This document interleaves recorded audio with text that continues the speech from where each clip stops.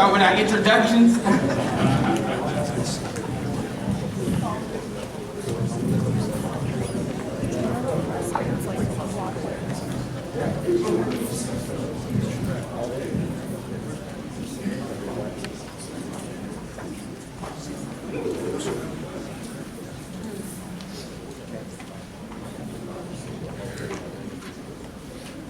Welcome to the 2023 Texas Track and Field Coaches Association Winter Clinic. Such a blessing to have everybody here tonight. Hopefully everybody travel was safe. I like to start the night out with a moment of silence. The Houston area lost tremendous talent in a hurdler in Eric Thomas a couple of weeks ago. And then obviously the couple of tragedies that we had over the last couple days or week type situation that ended the year and started the year. So we can take a moment of silence. We'll start with that.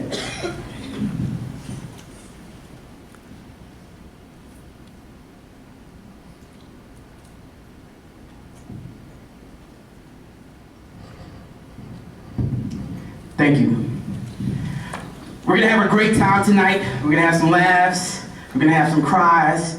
And ultimately, it's a great ceremony to give flowers to the individuals that are legends in our eyes and your eyes, and did a lot for our sport.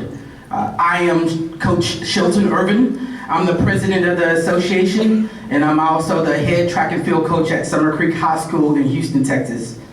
Humble, Texas. It's such a blessing, and this sport is so giving to a lot of us, and that's why all of us are in this room tonight, because track and field was a vehicle that got us places that some of us from the inner city or from small country towns, whether it's the 409 and in East Texas, would never been able to be at. So thank you everybody for being here, and without further ado, I would like to introduce the voice of Texas Relays and one of the greatest announcers of my time since Fred Duckett. Fred, legendary Fred, right? I love when he yelled my name, Garrett.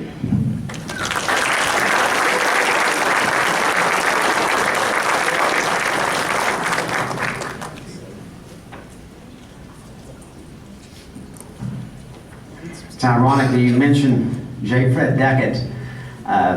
Several years ago, I was announcing a track meet at University of North Texas with Bill Melton. And he said, Don, would you be interested in doing the Texas Relays? We just had an opening, and it was right after Fred had died. I didn't realize it at the time. That probably would have been kind of eerie, but I did. That's exactly how I ended up. It's because of J. Fred Duckett at Texas Relays 15 years ago.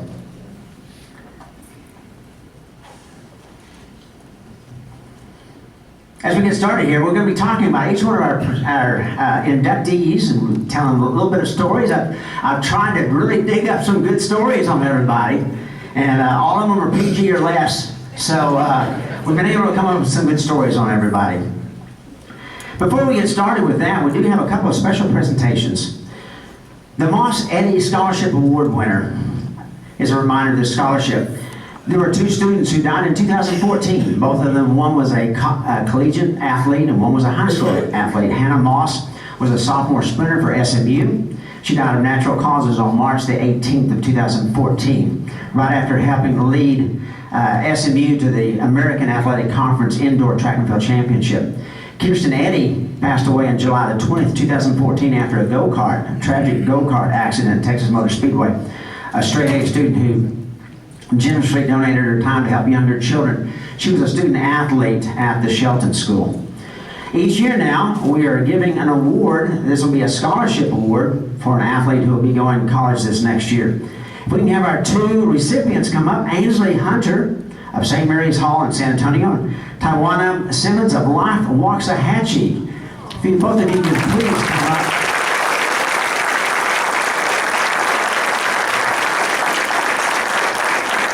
Ainsley was seventh at last season at TAPS 5A 100 hurdles. Tawana was on the Life Waxahachie's relays that was second at the 4A 4x1 and third the 4x2.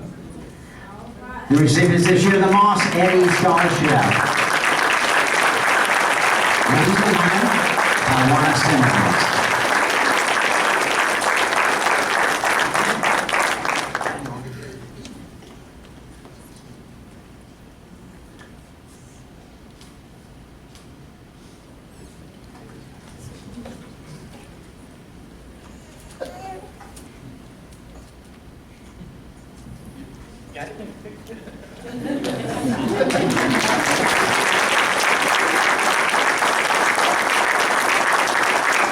In just a bit, we'll be talking some more about Ed Marcinkiewicz. But then right now we want to do the award, the MF Athletic Ed Marcinkiewicz Community Service Award.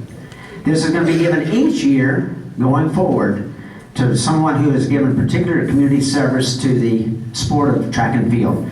So this year our recipient is Ron RoJo Jones. RoJo.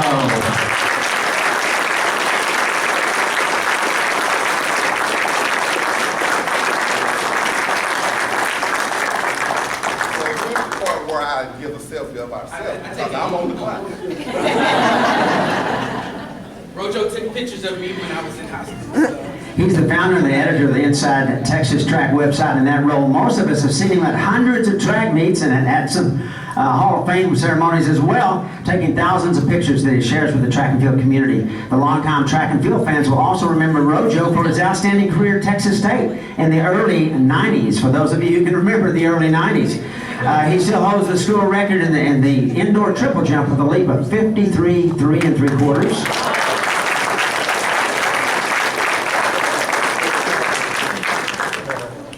Now, Ron, I think you're supposed to come up and say something here, aren't you? You just can't talk about the Cowboys.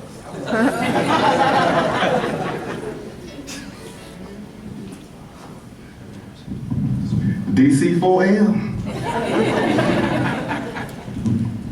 Guys, I want to thank the organization for this award. This is a very nice honor. This award is heavy. I feel like something Michael Jackson would have got back in the day. I love it. Good deal. Guys, I'm going to tell you, like I was speaking with Coach Ed's family, it's really cool to get an award named after someone, but it's even cooler to actually know the person that you're getting the award named after. Coach Ed was a really cool dude. He followed me during high school and also during my time at Southwest Texas. And I knew that he was, when I started my website, he started following me because he stopped calling me Ron and started calling me RoJo. And that's a big thing, because you know when you introduce yourself to someone, that's kind of who they call you. And so for him to convert over to RoJo, you know, every time I saw him, he had that big smile, come down, hey RoJo, how you doing? How the boys doing? He was always asking about my boys, because I always talked about them on my website. So that lets me know that he followed the site. Started Inside Texas Track back in 1999. I started it not because of the love of track and field, but I just needed to find a way, how can I get into a track meet for free? Because I used to be an official, and the first time out, they had me chasing javelins. I said, I am not going to be doing this. There's gotta be a better way, guys, gotta be a better way. So I wanna thank two people in particular. First, I wanna thank Phil Murray. And if anybody that's a track guru, you guys know Phil Murray. Phil Murray started trackandfield.com. And he told me about his website, and I said, man, that's a wonderful idea, because, you know, I majored in journalism. I'm like, well, okay, I can do that. And so I love this website, and so, you know, I started Inside Texas Track. And so I took his idea, and then I kind of branded it into my own. I started interviewing the kids. And I see some folks here that I used to take pictures of. So if I took pictures of you back in the day, if you could please stand up, let me see you. Because I ran into a few folks. Look at this. Look at this.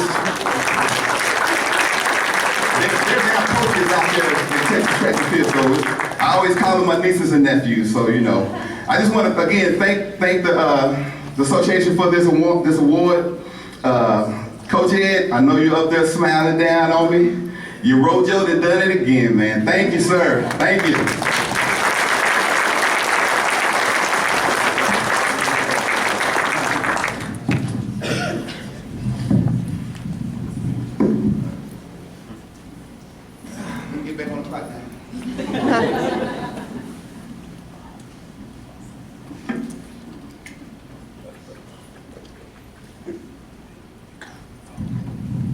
So as we get started now, in the next couple of moments on introducing the 7 that will go into the Hall of Fame, we do have several of our current Hall of Fame members here. We want to introduce some of those. If you look over here to the right, on my right, your left, I have Bob Beeman from 1968 Olympics. Very cool that we have 2 members from the 68 Olympics. Terry Shaner is also one of the members, and he's here as well.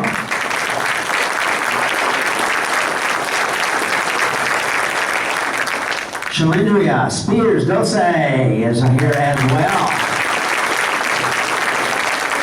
Coach Barb Krausen is here. Well, Gene Burrs is also here. Gene. Terry Hairston is here as well.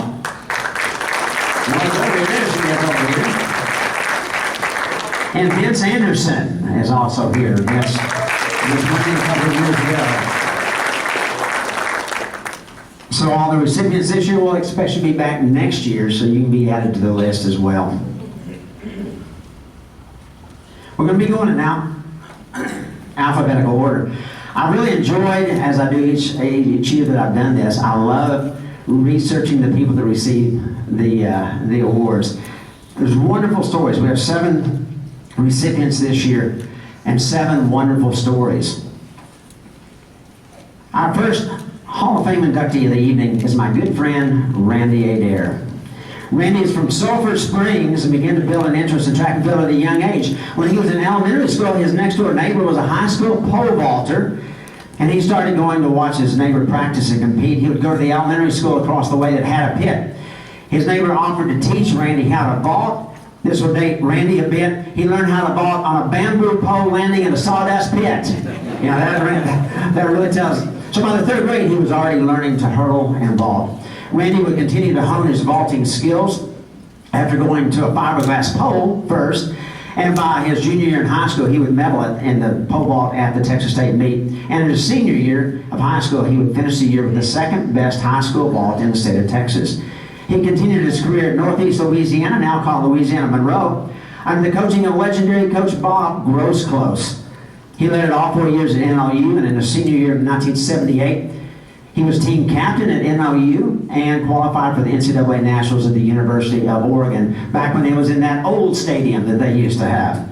After graduating from NLU in 1978, he remained in Monroe to be a graduate assistant for 2 years and completed his MED in kinesiology and sports science in 1980.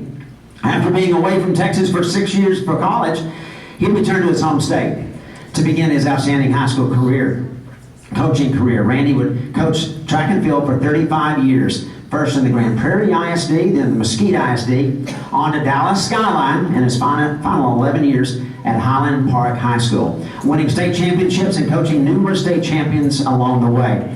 Randy retired from Highland Park ISD in 2014, but has continued to coach vaulters and other track and field athletes as the CEO of Sky Texas Global Sports School of Athletics.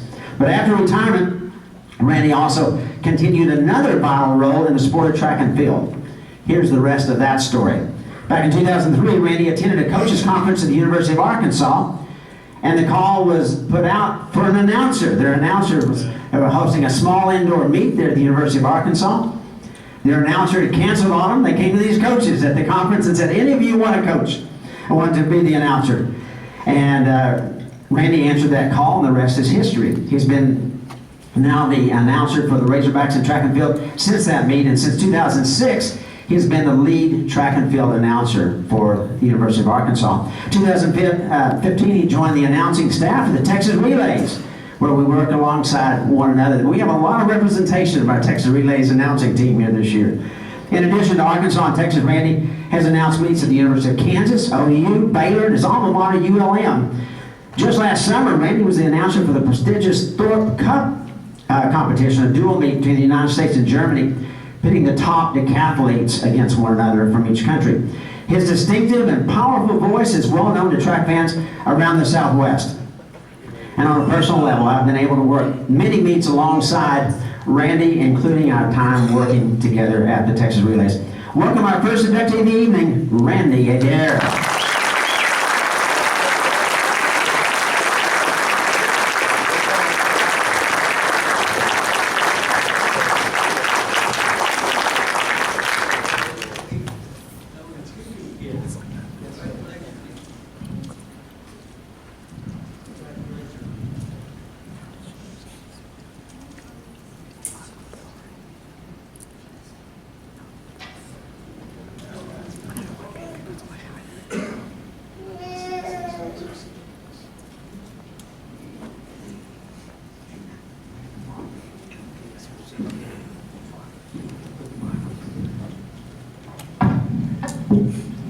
Wow.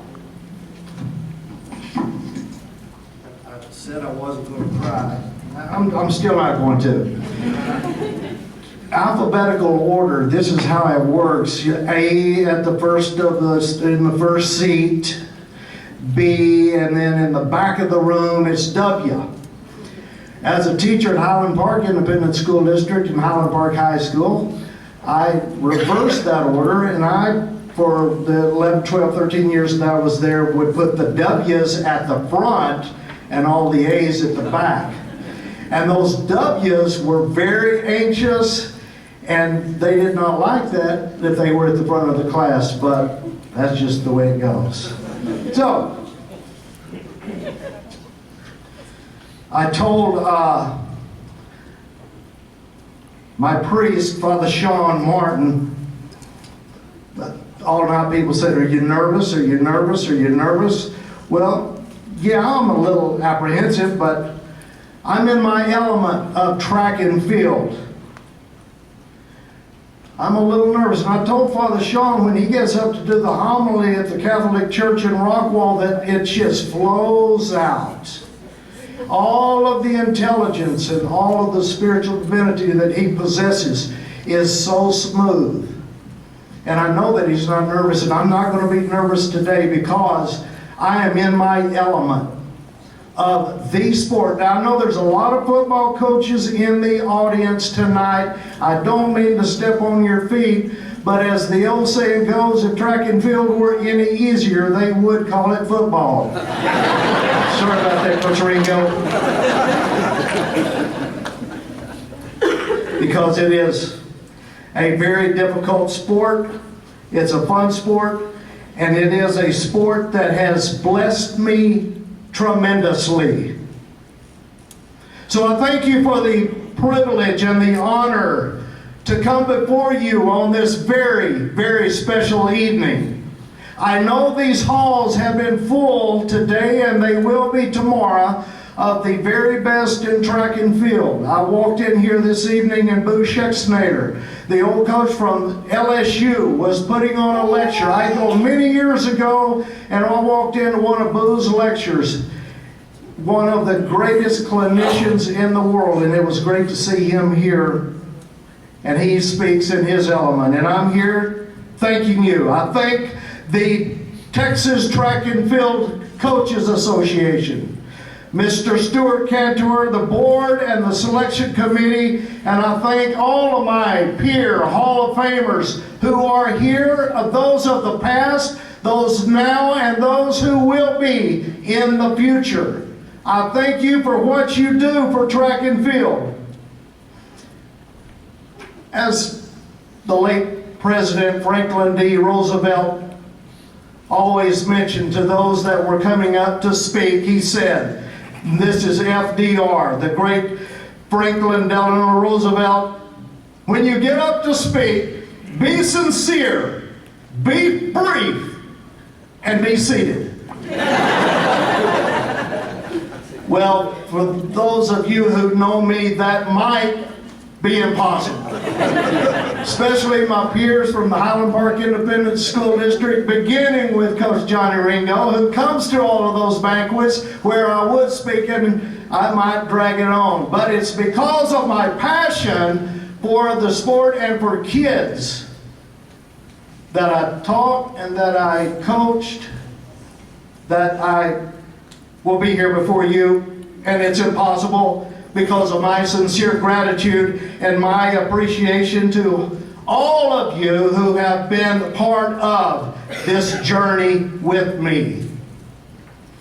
A journey that has been far and a journey that continues.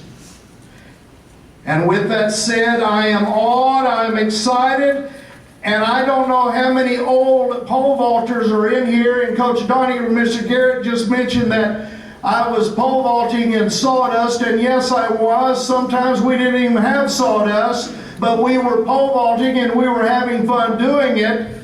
But I right now am on, if you know what the old Cloud 9 landing pit was, that is where I am right now in this Hall of Fame with you. I am on Cloud 9.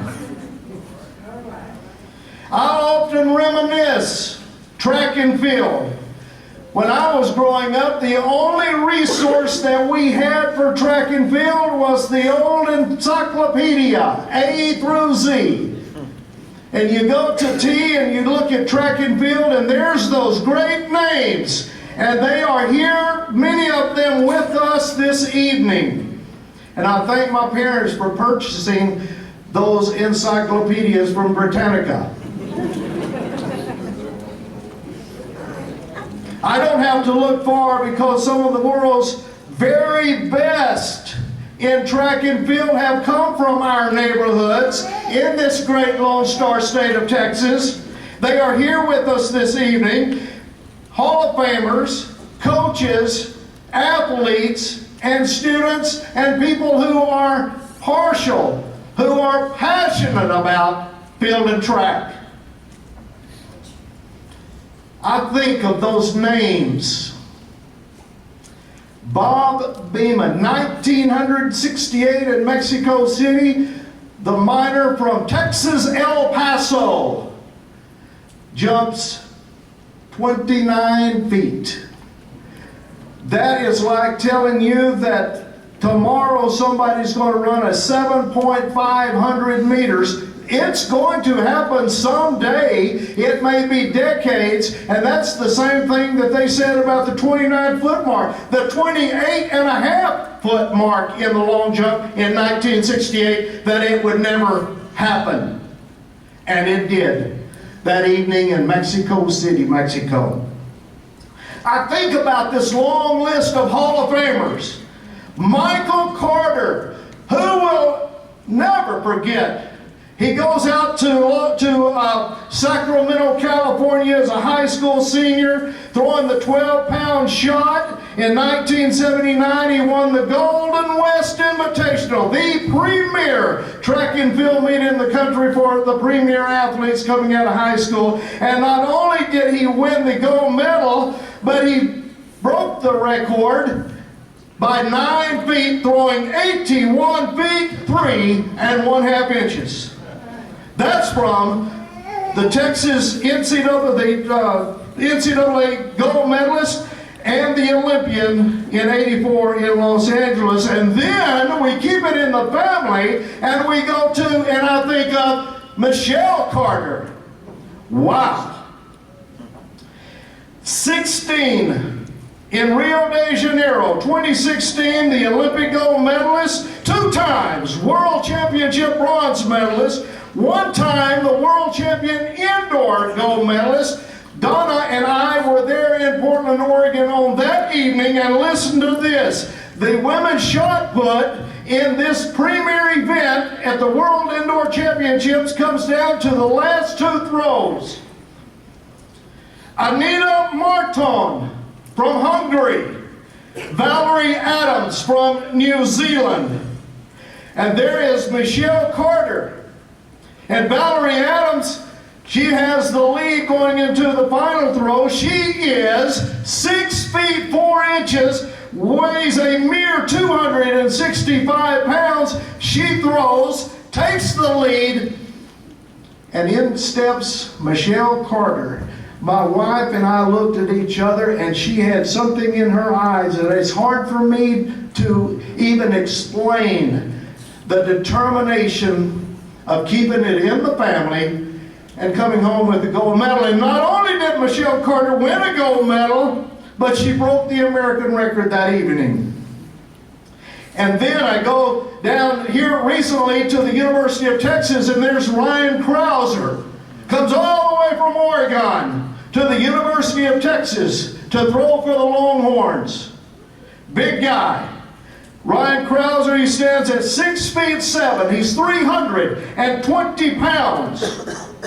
The Olympic record holder, 2 times Olympic gold medalist, 1-time world championship gold medalist, and an NCAA champion. And I think of Big Hoss as a member of this Hall of Fame. And then there's people like this, and these will bring back some memories for those of you who are my age and maybe older. Boston Grant. B.O. Boston Grant. Wore those boots that had the little steel tip on them. What about Ernest James? Robot. In this Hall of Fame. Johnny Lamb. And I guarantee you, he ran a 44.5 that night at the Memorial Stadium to win the gold medal for Lampasas High. That's Johnny Lamb Jones, who is in this Hall of Fame. And then Ted Nelson. One of the greatest sprinters. Donnie, I'm not real sure where Ted went to high school, but Coach Nelson was one of the fastest guys in the United States, coached at Texas A&M. I think of Coach Pat Henry, and we were just talking about Coach Henry. It doesn't matter where you are, if you're at Gilliam indoors, or if you're outdoor at Cushing, or if you're over at the Equine Center for cross country, Coach Pat Henry of Texas A&M always comes to the announcer's booth to thank you, to show his gratitude and his appreciation to those people who are there to help Texas A&M promote that sport of track and field. And I think of Charlie Thomas and James Blackwood. Those are the great ones that bring back wonderful memories. Clyde Hart, Mr. 400 meters. He revolutionized the 1-lap quarter mile. He revolutionized the 4 by 400 meter relay. He coached Michael Johnson and Jeremy Warner. And he coached 400 meters. Listen to this. Don't let your kids tell you if they don't run the 800, if they run the 4, because if they run the 4, by golly, they can run the 8 and the 200. They can do it. And Clyde Hart made sure that they did that. And then the greatest, let me see who can answer this question. The greatest pole vault specialist on planet Earth from Abilene, Texas, ACU, was back in the day ACC, Coach Don Hood. He's in this hall. And the fastest man in the universe back in the day, 9-time Olympic gold medalist, 8-time world championship gold medalist, now at the University of Houston, King Carl is in this Hall of Fame. How many of you know about Pampa, Texas, and the Harvesters of Pampa High School? And the great shot putter that came out of the Panhandle and went to Texas A&M and won an Olympic gold medal at 6'7", 265 pounds. Not only was he drafted by the NFL, but he was also drafted that same season by the NBA and turned them both down because of his love for track and field. Wow. I told you. I think of Billy Olson. I think of the guy that's on the starter stand at the Texas Relays. This guy is a gentleman. He's a professional. He does what he does very good. He was a Baylor University All-American and NCAA champion, ran for Clyde Hart, and we all know Raymond Pierre. And don't be talking when Raymond is about to start the race, because he'll give you that look. He will. I'm narrowing my list down of a long list of those people that bring to mind, and I think about Clyde Littlefield. My. Clyde Littlefield coached at Greenville High School. Not very many people know that, but he did. He went to the University of Texas in 1920. He coached until 1961. He won 25 Southwest Conference championships. Clyde Littlefield coached football at the University of Texas, Coach Ringo, from 1927 to 1933. And Scott Norman knows this. He co-founded the Texas Relays. And this year, the 2023 Texas Relays will be the 95th running of the Clyde Littlefield Texas Relays. He's in this Hall of Honor. Then Jerry Thompson. I have the honor, and I'm so grateful that I can call the Jerry Thompson 1 mile run. The greatest distance runners in the world come to Austin, Texas and Mike A. Myers Stadium to run in the prestigious. And here's how we call it. Ladies and gentlemen, on the track now, the Jerry Thompson Invitational 1 mile run. Well, folks, they don't run the mile anymore. It's a sprint. And if you clicked off the quarters, the splits on each of those quarters, you would be amazed at how fast they are running. And if you watch track and field on television, it's like watching the Indianapolis 500. The television doesn't do it any good. I took my wife, we were just talking about this, took her to the Indianapolis 500 out at Texas Motor Speedway. She cried like a baby because it scared her. They were running so fast. But they do for that Jerry Thompson mile run. And then I'm narrowing this list down. I'm going to stop this speech here in just a little bit, but let's talk about the great Sonia Richards-Ross. 4 times Olympic gold medalist. 5 times world championship gold medalist. And I get to call this one, Donnie. On Saturday afternoon at Mike A. Myers Stadium. I don't want to get too excited right now about this, but I get to call the Sonia Richards-Ross. Ladies and gentlemen, on the track now, the Sonia Richards-Ross Invitational Women's 4x400 meter relay. I've got one more person here. Does anybody know who this last person is I want to talk about?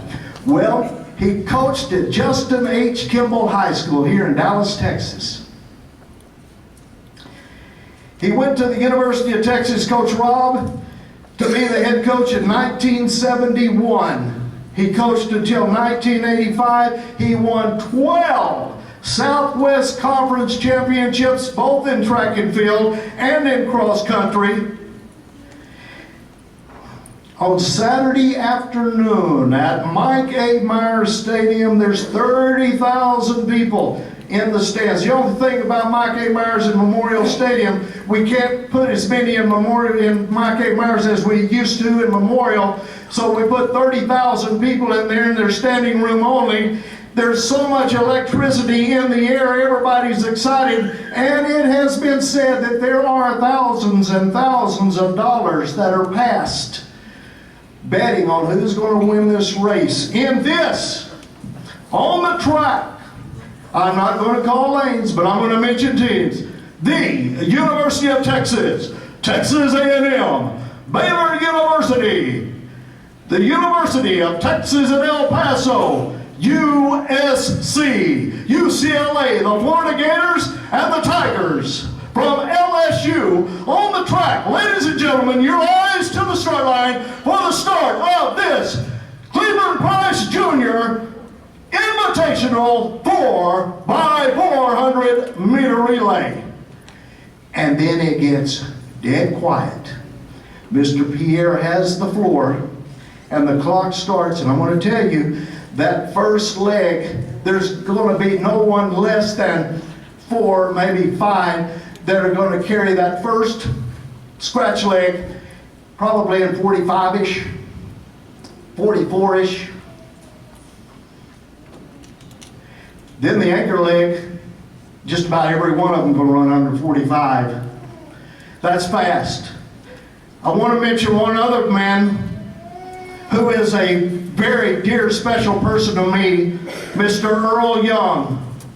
Mr. Young won a gold medal in Rome. He ran on a world record, 3:02:02. I cannot remember, Donnie, what year that was. I'm going to say 56, 58 in Rome.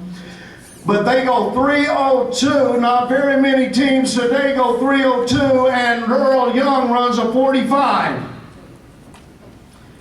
The great Earl Young used to come to the track over at Germany Park in Highland Park, and he would run with the kids. Now we're running 200s. The kids are averaging probably around 26, 27 with maybe a jog recovery. And there's Earl at 70 plus years old, not keeping up with them, but in there running.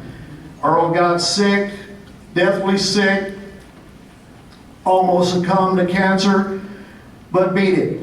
And is strong now and has the Earl Young team where he goes out and solicits for bone marrow transplant participants to save another life like someone saved him. This list goes on and on. The most elite, the most superb, and the most incredible track and field history makers of all time. So how do I give back for what has been given to me? What do I do? How can I share my gratitude for those who have made this possible? Well, let me begin right here. There's so many people who have made this adventure for what it is, and I will begin with my parents, Charles and Elizabeth Adair from Sulphur Springs, Texas, my teachers from the elementary grade, Miss Shields in the first grade, all the way to college, Dr. Garrett, my English professor at NLU, ULM. So all of those people, these people taught me in the school of respect. They taught me the school of hard work, the school of not being afraid to work hard, the school of appreciation, the school of discipline, the school of doing what is right. And as our beloved and blessed Most Reverend Pope Francis instructs us, in the school of desire to do the very best at what you do. And my wife tells me that her mother used to tell her, if it's worth doing, do it right. Growing up, I was one of the luckiest kids in the world. I grew up living across the street from a schoolyard, Austin Elementary in Sulphur Springs, Texas. They did have jump pits with sawdust, baseball fields, basketball goals, football fields, a lot of sandlot track and field meets. There were a lot of guys in my neighborhood that loved athletics. I was the luckiest guy in the world because I lived right across the street from the schoolyard. To do those things, my parents, they put up a light pole in our backyard in the 1960s, not for security. We didn't need security back then, but so we could have fun in the evenings and probably stay out of their hair. And then I had Mr. Downs, who was our science teacher in elementary school. We had elementary track and field back then in school. He was my track and field coach. He was the physics teacher. Jerry Sutterfield always said the greatest track and field coach in the world was Sir Isaac Newton. Those physics teachers know a lot about track and field. Boo Schecksnyder's one of them. Mr. Plasko, he was my math teacher. He taught me how to tumble and turned me on to gymnastics. Then we had a rope in junior high school. That rope from the ground all the way to the top of the gym. Not very many people could climb that rope. And if you were good enough to climb that rope and you were the very best at doing that, you could get to the top and ring the cowbell. I remember that. I grew up in Hopkins County, Texas. Back then it was the dairy capital of the world, producing more milk and cheese than any place on the planet Earth. Things have changed, but we did have hay fields. We had hay meadows, Tim Burnett. And we had the opportunity to go and work out and get something, not only money, but we also got something physically from it, of learning how to work hard and becoming stronger, and we had that. I hauled hay for 3 long days at 1/2 cent a bale for 3 days to buy my first fiberglass pole vaulting pole, back then at $35. Clyde Duncan, $35. So I had it pretty good. I had good high school facilities. Then I hit that recruiting trail. I went all over the state of Texas, Louisiana, Arkansas, to look at these different schools, and then I met the legendary Bob Gross-Close from Northeast Louisiana University. He coached the John Pennell. He coached the Styron twins, two of the fastest in the world. We had an athletic director named John David Crow who instilled in us discipline, how to make a bed properly, how to clean your dorm room, and if you don't clean that dorm room properly, you don't go to the training table. For those people, I'm forever grateful. I had an outstanding group of teammates. We had one of my 4 years at NLU, call it ULM. We were the very best in all of the southeastern and all of the southwestern United States. We were a team. And we would go to the Texas relays, and then there they are. Mr. Bill Melton from Dallas, Texas, and Mr. J. Fred Duckett from Houston, Texas. And I got a passion for the way that they announce track and field. When you announce something, when you teach something, if you are passionate about it, it's easy, and you have people that want to run through the wall for you. Mr. Ben Robertson of the Mesquite Independent School District, Coach John McDonald, Coach Dick Booth at the University of Arkansas, the great Texas Longhorn himself, Coach Johnny Ringo, the retired HBISD AD, Mr. Scott Norman, the longtime lead announcer for the University of Texas Track and Field and the Clyde Littlefield Texas Relays, Mr. James Barth, the director of the Clyde Littlefield Texas Relays, and now at the University of Tennessee, and Mr. Don Garrett, our MC, and the current Texas Relay lead announcer, and the voice of ACU, Texas Tech, the Big 12, and the NCAA. Folks, I am not, by any chance, the smartest person in this room. Long way from it. But I do try to surround myself with good, smart people, such as my wife, Donna, who is one of the smartest people in this room and definitely the best partner in life. Her support and her encouragement are paramount. Coach Jerry Sutterfield doesn't get any better than that. Coach Jeff Hale started out with me at Highland Park High School. Coach Jeff Hale became one of the best throw coaches. Coach Todd John joined Coach Jeff Hale and myself. Susan Bailey, Roger Brown at Dallas Skyline High School, Robbie Robinson from Mesquite High School, Greg Christensen, my partner in the booth at the University of Arkansas. I used to introduce Greg. I don't know why, but I always talked about Greg Christensen. As an announcer, you can about say most anything as long as you don't cross any lines. And I always announced him being from Taos, New Mexico. And lo and behold, guess where Greg Christensen lives right now? He drove there yesterday, lives in Angel Fire. That guy is one of the reasons, along with all of these many others, including my teammates, Richard Dickinson from Spicewood, Texas, Tom Torgrosa, the police chief at the University of Louisiana Monroe, and my college roommate, Mr. Tim Burnett, who is down here. My brothers Mike and Greg is a Hall of Famer himself. My children, Stephen and Lindsay. My grandchildren, Stephen Randall and Nolan Harrison, and their families. These are the people who inspire me in this sport of track and field. So I want to thank all of those and all of my friends who are here tonight. Thank you for your travels, and I especially thank probably one of the busiest men in all of DFW is my most reverend father, Sean Martin, from Our Lady of the Lake Catholic Church in Rockwall, Texas. Father Sean, thank you, sir, for being here in your busy schedule on this very, very important time of the year. So let me begin to close in brief. And remember this, if you cannot remember anything else, Remember this, especially you young coaches, do not be afraid to immerse yourself in doing something bigger than yourself.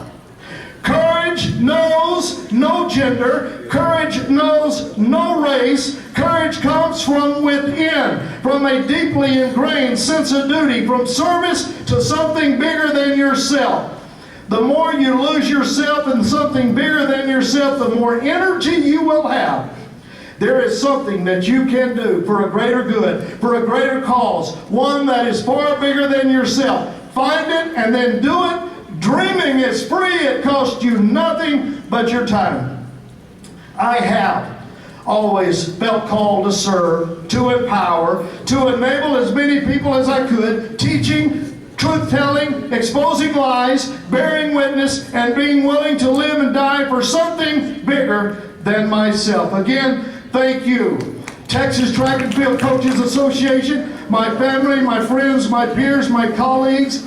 I especially thank my family from Our Lady of the Lake Catholic Church, my fellow Knights of Council 9337, the Knights of Columbus, my NLU teammates, and all my friends. And I have just the half of one more page.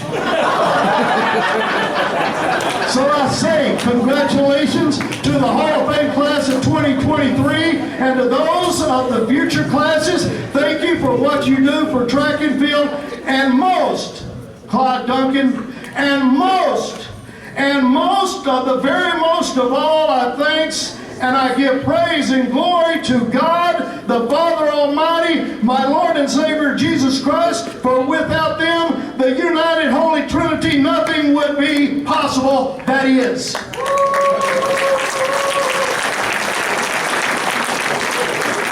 And in final closing, as a former docent at the George W. Bush Presidential Library at SMU in Dallas, I'll always remember what number 43 President Bush taught and lived. Do not chase another human being. Instead, chase your curiosity, chase your development and your goals, chase your passion, strive to work for something bigger than yourself, and instead of trying to convince someone that you fit within their world, strive to build your own. Thank you.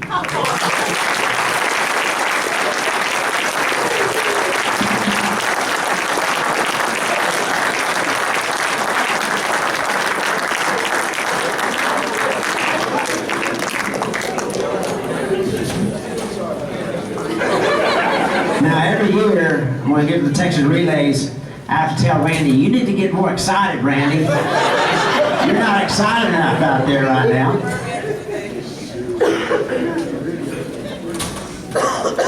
On October 16th, 1968, a trio of sprinters walked out of the tunnel into the cool night of the high altitude of Mexico City. The three sprinters were the medalists in the men's 200 at the 1968 Olympic Games. The gold medalist Tommy Smith, the silver medalist Peter Norman of Australia, and our inductee, bronze medalist John Carlos. All three men wore the emblem of the Olympic Project for Human Rights on their chest.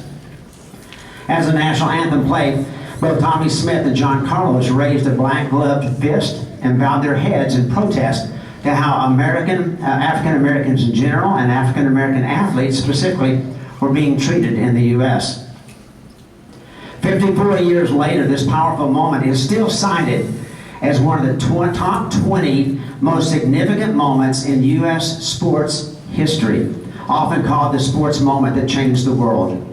John Carlos' story did not begin at that moment. He was born in the Bronx in 1945, raised in Harlem, where he attended machine trade and medical high school.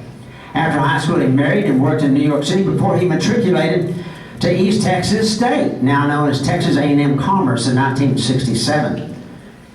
To say the least, it was an incredible culture shock for Mr. Carlos to move from New York City to Commerce, Texas, with his young family. He poured himself into track and field, winning the Lone Star Conference title in the 100, the 200, and the 220, and anchoring the 440 relay, and setting school records in the 100 meters. He ran a 10.2, this is back in a 10.2 in the 100 meters, And the 200 meters he ran at 20.4. After that season, he went on to win the Pan American Games 200 in Winnipeg, Canada.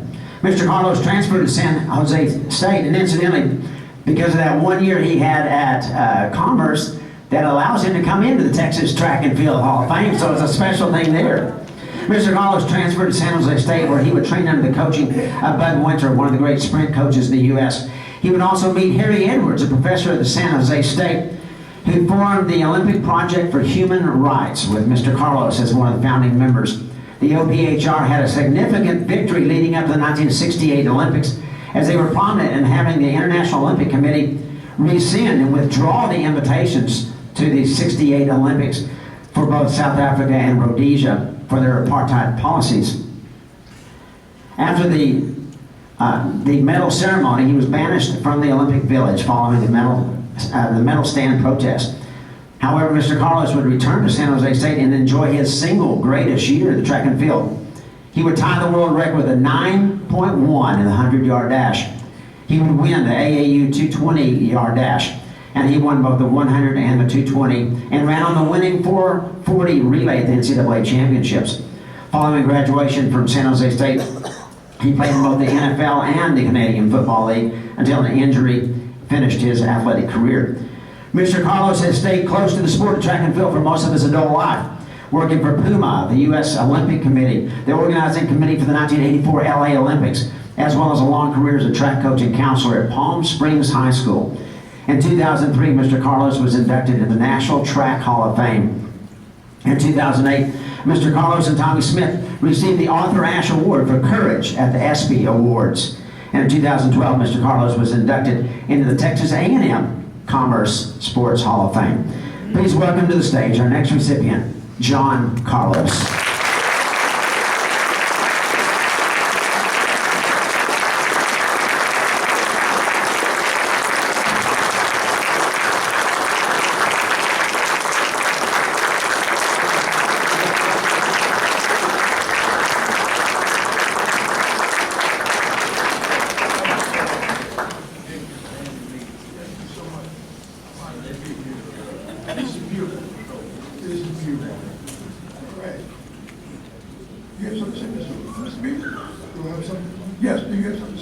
Yes. Say it.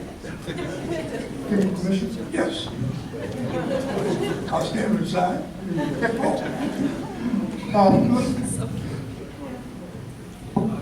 Just to make some note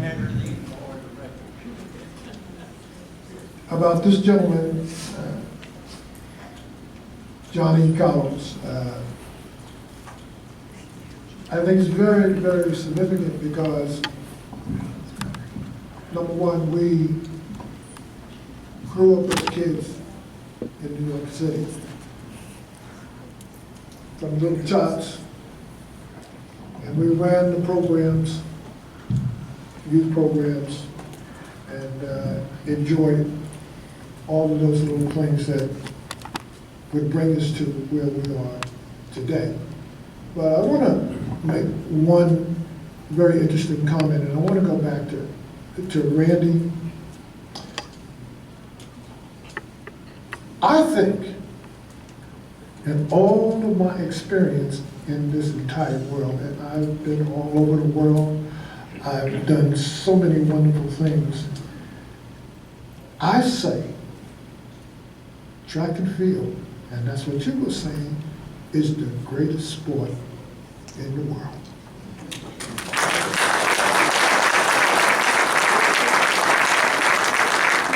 Absolutely. I want to make another comment. The other comment is, during the time John and I were training as young kids,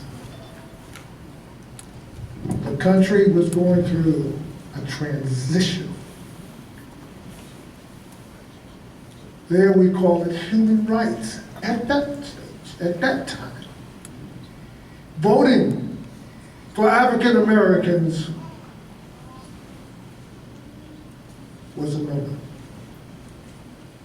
But yet and still, Great ones like Ralph Boston, Wilma Rudolph, 1960, when voting in the South was a no-no. They continued their love for the sport and represented our country well. Number 3.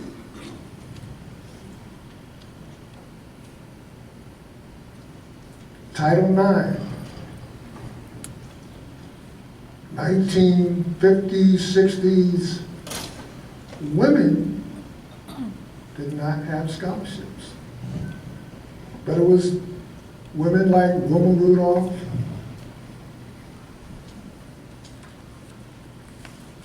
all of those great women back then without scholarships showed that there would be a time that they would be recognized. Even when I was attending at Texas El Paso, no women were running under scholarship. We had no women.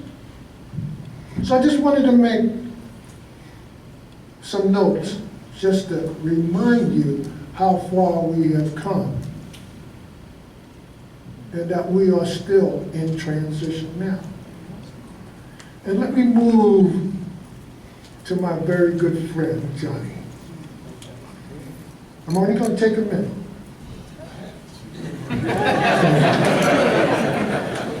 Johnny and I have traveled the world together, roommates. We have ran when we only had 50 cents in our pockets, representing the country. It was then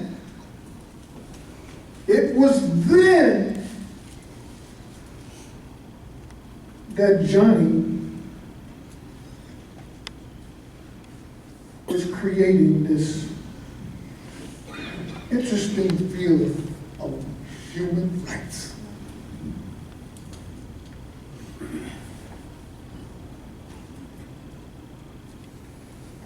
Two things happened. Muhammad Ali said that he was not going to be enough. And then came 1968. My brother said, this is the time to tell the world about human rights. But there's so much story behind his story.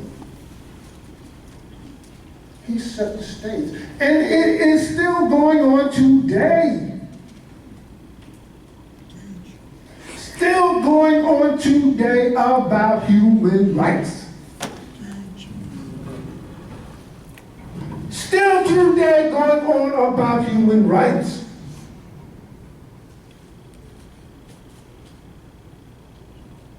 And it took a great man like John and Tommy, track and field, to set the stage that will never, ever, ever be forgotten. So I'd just like to just say to you, John, thank you for being my friend. Thank you for giving me education about how to run. Thank you for giving me the emotional edge or the emotional information that would allow me to stand up in 1968 and set a world record and a living record that still stands today. Thank you, my brother. And I'm going to end it right here. And I want to thank you one more time because what happened in that day,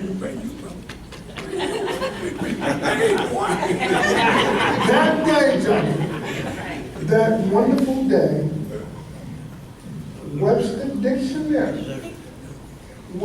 Dictionary gave me my name of Venus, and it is in the dictionary. The only athlete, not football, not basketball, but what? Track and field. Thank you, thank you.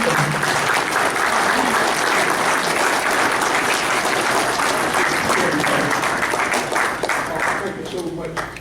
This being you could have did that. Well, in the interest of time,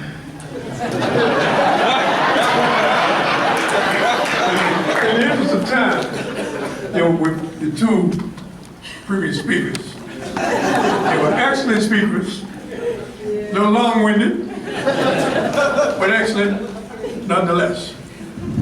Let me just say, first of all, it's an honor for me to be back in the state of Texas. I have fond memories here. I have sad memories here. But greater than anything, I have many friends here. You know, I'm sitting here, and I'm flabbergasted that I'm back here to be in the Hall of Fame. I didn't know what the organization was, the Coaches Association. Out to this moment, I don't know the name. My very good friend, when I came to East Texas State University as a freshman, I went down to Texas Southern, and I'm telling you, it was quite educational for me.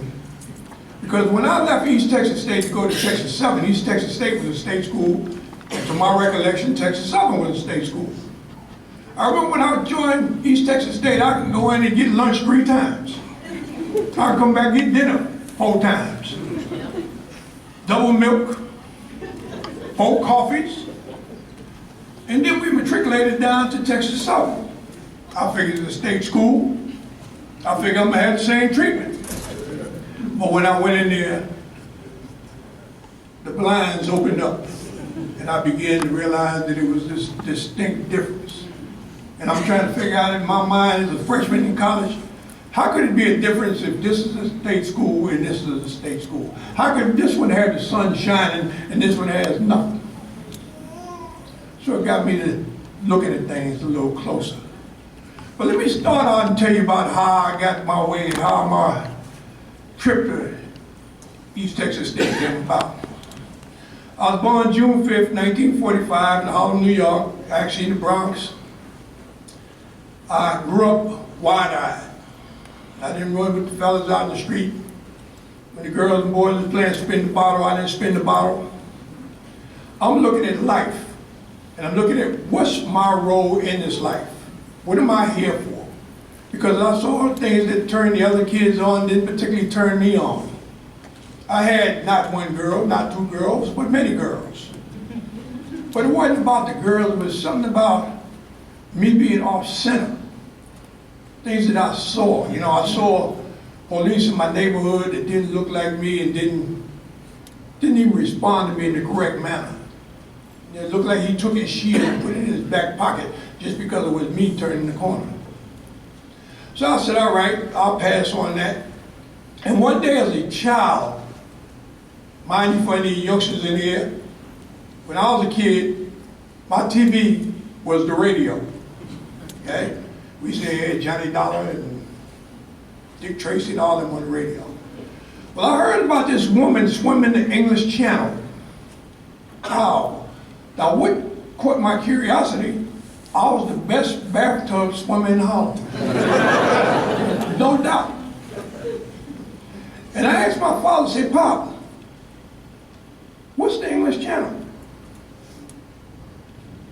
He explained to me what it was. Well, why is she swimming? Does she get a trophy? Does she get money? Does she get her name in the paper? She break a record?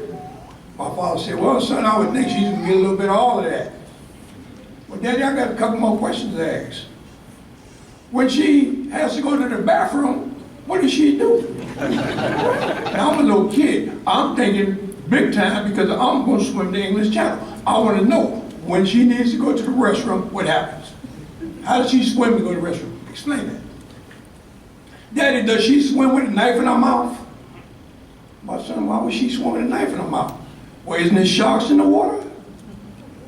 So my father realized that I was very intent and very serious about whatever endeavor I chose to involve myself in. And I asked myself, well, Pop, I'm going to swim the English Channel. And when I asked him those questions, he said, son, you know, I swim like a rock straight to the bottom. He said, but I'm going to find the answers to your questions and I'll come back with the answers. Well, in the process of him going and seek out these answers, they came back on the radio and they said, the Olympic Games. Wow. Daddy, what's the Olympic Games?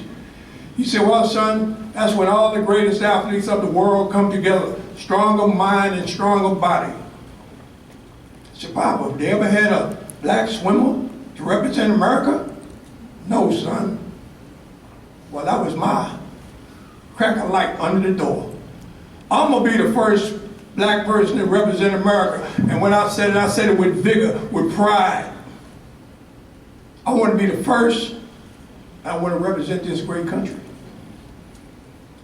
I started training. I swim in the Hollow River, sneak on the other side, swim in the Hudson River.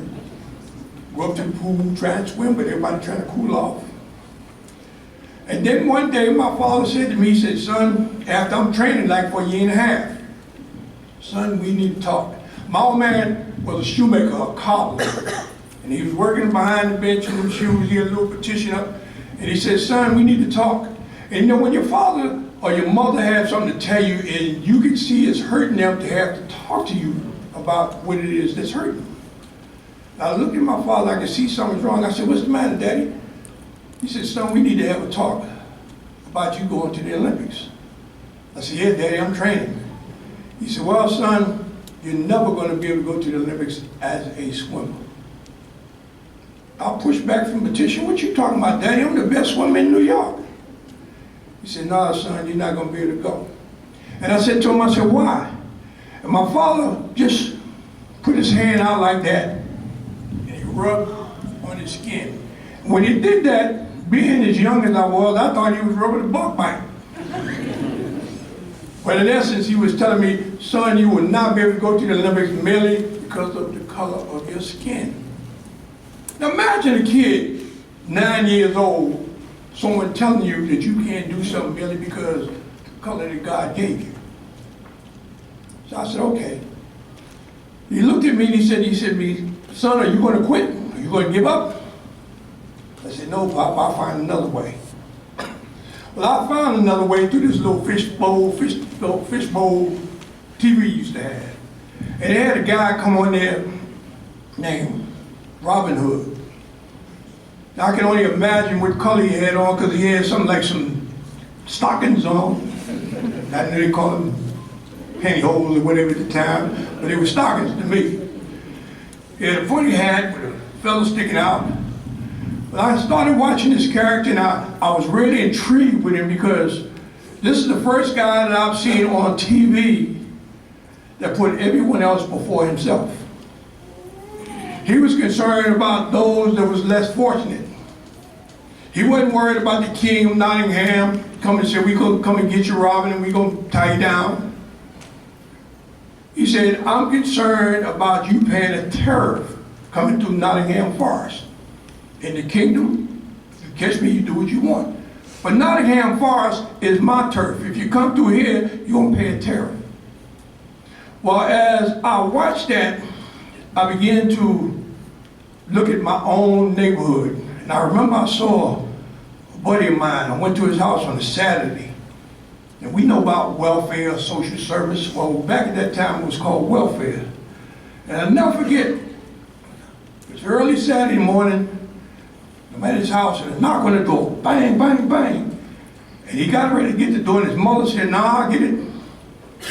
She opened the door and there was a woman standing there. And she said to the woman, good morning. The woman just burst by her, I didn't even answer her. And she comes in the house, she looks in the ashtray, she goes over, she looks under the sofa, she breaks in the bedroom, she looking all the complex. My man said, Dorian, what's going on? He said, man, just be cool, watch it, watch it, watch it.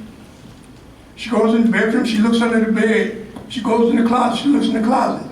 And then it dawned on me that she's looking to see if she sees any belongings to a male figure.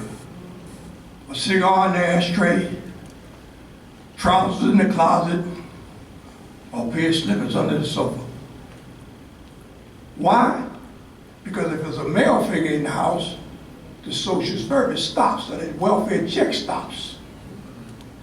I got to thinking again. How could this be a service for society if you're telling a woman that got 4 kids that she can't have a man in the house? If she does, her substance is going to be cut off. God gave everybody their own circle, their own space. But he didn't give the woman no space that a woman would ever be able to raise 4 young boys and think that she could actually seriously fill in the spot as a man. She could be a mother. She could be a great mother. But that boy needs a man in the house. So I took a note to that. Put that in my back pocket.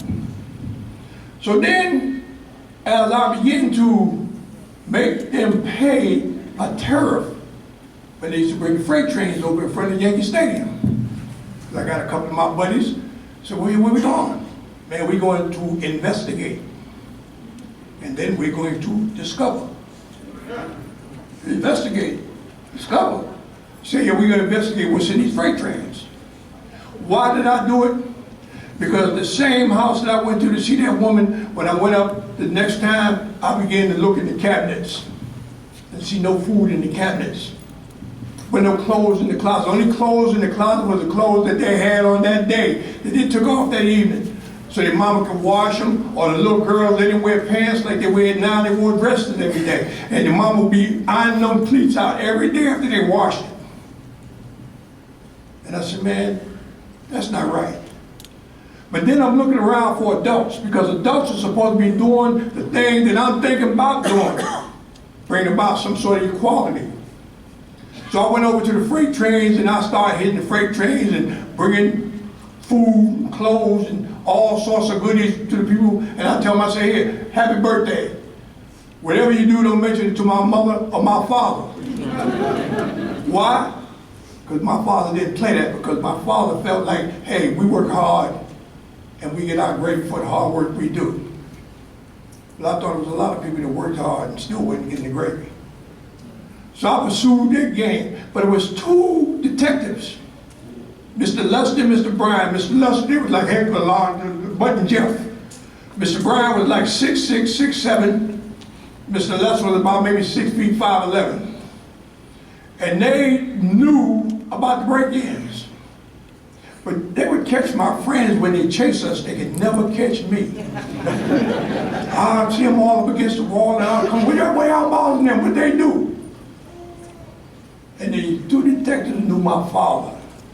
And they went to my father and they said, Earl, there's been some break-ins at the freight yards, and you need to have a talk with Johnny. And my father put his hand up and told him, now, that's your job. He's over at Yankee Stadium right now, McCoon's Park, right now. Go over there. Well, they sent the police around there, they blocked the whole park off. Made sure that me and my 2 buddies couldn't get out of there. When they came in, they finally caught up with us and told my buddies, go sit up against that fence. You come with me. We was on the turn, and we walked across the track into the grass. Mr. Bryan said, go on, Mr. Lester, tell him. I looked like, tell me what? He said, man, there's been some break-ins. We think we know who's doing it. We can't do anything to him until we catch him. And then Mr. Lester took his nose and he brushed his nose up against mine and said, and we're going to catch him. In other words, he's telling me, you better slow your roll. So before I could digest that, Mr. Bryan said, go on, Mr. Lester, tell him the other thing. Mr. Lester come back and he said, oh yeah, and you have a talent. I said, what's that? He said, you're a runner. And when he said that out like that, Mr. Bryan smacked me over here, and his fingers landed over here. I sort of started, don't you ever disrespect Mr. Lester. I said, I'm not disrespecting him. You said I was a runner, everybody in the neighborhood were runners. See, because when I was a kid, there was an era back at that time where kids didn't have part-time jobs. We didn't have McDonald's and all the stuff they got out here now. So young kids would go and snatch a woman's purse. And I say everybody's a runner because my mother was a nurse at Bellevue Hospital and she used to work nights. And my mother used to get up and go to work 10:30, 11 o'clock every night. She would leave to go to work. One night she came back, Stockings was all torn up, legs was bleeding. And my brothers and my father, we was all upset. What happened, Vi? What happened? Well, the young man snatched my purse. So my father said, oh, we going to find him. My brothers, they got all upset. We going to find him. I'm the little boy. Yeah, we going to get him. And my mother said, nah, we don't need to do that. So what about your purse? And my mother said, oh, I got my purse. And we were all in shock. How you get your purse? She said, I ran him down and got my purse. So when Mr. Brian said, tell him, and he said, you have something special? Well, I felt like I didn't have anything special. Everybody in the neighborhood runners. And they told me, so listen, get on this track and run until we tell you to stop. They forgot about me. I must have run around McCoon's Park 50 times around that track. They finally came back and they said, here's the number to the New York Pioneer Club. What's the New York Pioneer Club? He said, just call that number. I called. They told me to come down. I went down there Monday. I don't know nothing about no track and field. I had some 7-Eleven jeans on, a sweater, quarter-band shoes last for 50 years. So my old man would buy them. Out there, he gonna make me some shoes. So I get on the track and the coach says to me, he says, well, where's your gear? You know, young and dumb, I didn't know what gear was. What do you mean gear? What you see is what you get. Well, he put me on the track. I didn't particularly like track and field. But when I made my first real trip, we used to get in the car like doing the commercial, all of us piled in the car, and we like drive from the Yankee Stadium and drive up to Buffalo, New York, to the firefighters meet. That was a trip. Or to go to Yonkers, or go over to Jersey somewhere. But they told me this time, you're on a trip to Trinidad. Trinidad, is that something you wear? Is that something you eat? What is Trinidad? I went to ask my father, he said, well, when I get off work, we'll go find the globe. Now, mind you, when I was a kid, I had no interest in school, none whatsoever. So when he said Trinidad is one of the Caribbean islands, okay, Pop, let's go to the library. Take me, and he finds Trinidad and Tobago, and he finds the United States. I said, Daddy, how we gonna get there? I don't see no bridge. He said, no, son, you gonna fly. Fly? I never flown in my life. But when I got there, I started making the connection. With the things that I experienced in terms of race relations as a child, now I had a vehicle. Running track was not about me saying, let me be the best and show them that I'm the best. I felt like I had to be the best in order for me to be the voice. Yeah, a lot of times, you know, people have a tendency not to like an individual because he stands out and says the things that might be correct. And then you have to be ridiculed. He's crazy. He's out of line. He's a militant. I heard all of this. I heard things from my parents because they didn't understand what my plight was, what my mission was in life. That thing that happened in Mexico City, anybody here believe in God, Jesus? I don't know who God is or who Jesus is, but I know He is. Why? Because He communicates to me. Now that demonstration that happened in Mexico City when I was 7 to 8 years old, the Creator showed me making that statement. And when He showed me not as a teenager, not as a young adult, He showed me as a 7 or 8-year-old child. In a stadium with a grass field. I didn't know what a stadium was. I'm standing on a box crate. Nobody out in that field but me. And everybody in the stadium, I couldn't see them, but I could hear them yippee-ki-yay with excitement. You know, as a young kid, if you were the only one on the box, they must be excited about something you did. I don't know what I did, but I know they was excited about something I did, and when it registered, because it didn't come for like a minute or so, and when it came to me, you know, as a kid, feel good about doing something to make adults feel good. You stick your chest out, you want to put your hand up and wave, but not only do you want to put your hand up and wave, you want to get up on your toes, your tippy toes, because you want everybody to see you. But just when I went to wave with my left hand, and I'm right-handed, I went to wave with my left hand, and when you see that portrait, that picture there, that's just the way it froze in time in that vision. People say, why did it freeze? I said, because mind you now, I said I was 7 to 8 years old. Imagine when I went to wave, and all the joy that I said when it was yippee-ki-yay turned to anger and venom. It scared me so much until later on that evening we went to dinner at 5 o'clock, 6 o'clock. We sitting at that table, my father looked at me, he said, "Johnny, what's the matter?" I said, "Daddy, I was in a movie. I was in a movie." He said, "You was in a movie," but he could see I was distraught. He said, "What happened?" I said, "Daddy, everybody was happy about something I did. And then they got mad at me and they started throwing things at me, called me names and spitting at me in Mexico City." It was live and living color that particular day. And you see me on the victory stand, and you look at that picture, look at my eyes. You look at me, you don't see no stress on me whatsoever. You don't see me tensed in any way, but you see something in my eyes, on my mind. It was that vision, because the exact same thing that happened in that vision was happening that day. And I knew what I did in 1968, I had to come to a decision in my mind and split the peace, so to speak, in my mind. Because I knew it was a lot of people, based on my statement, didn't particularly care for John Carlos. They didn't understand John Carlos, but more than that, they didn't care for John Carlos. But I've grown to realize that I'm not concerned about whether they like John Carlos or whether you care for John Carlos, but I am concerned about you giving the respect to John Carlos. I can live with respect.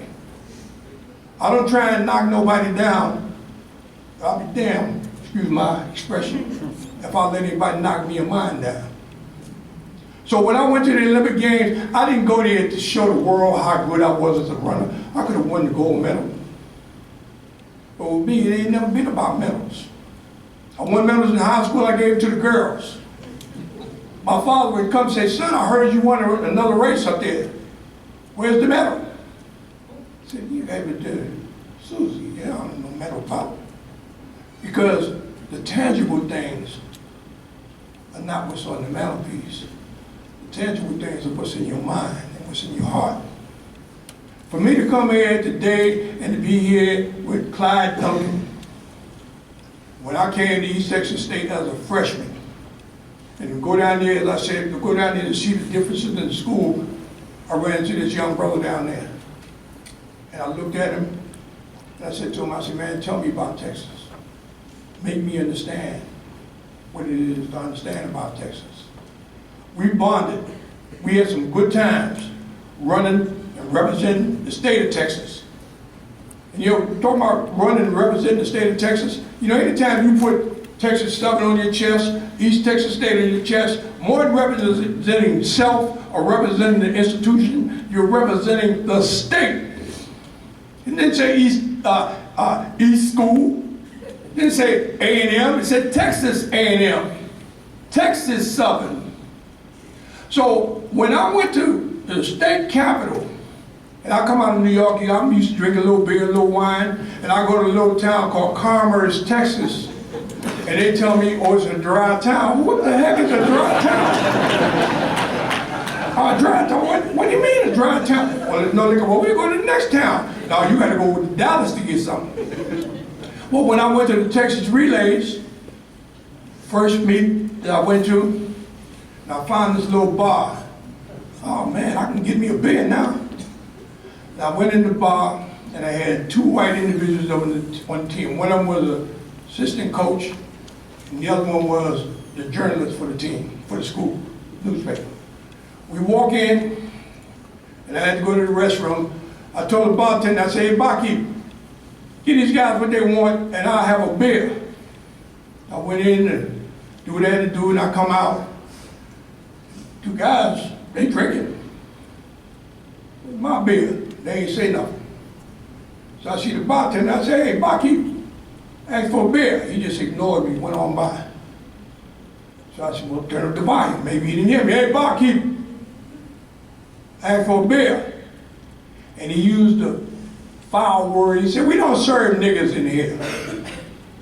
And when he said that, I could remember, man, the hair just rolled up on my neck. And I said to him, I said, "Man, I didn't ask for a nigga, I asked for a beer." And he looked at me, and he mumbled something, and I remember grabbing him. I grabbed him, I was dragging him across the counter. And it was two Hispanic kids on there, they were shooting pool.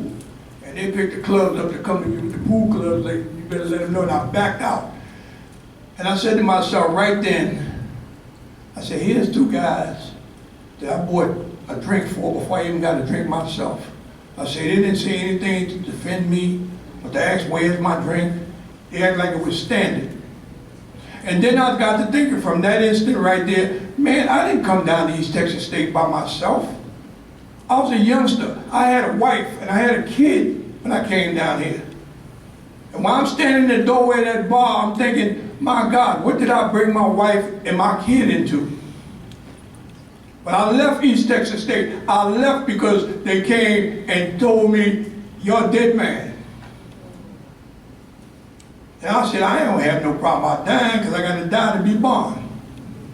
I said, but the bottom line is, man, you threatening the safety of my wife and kid.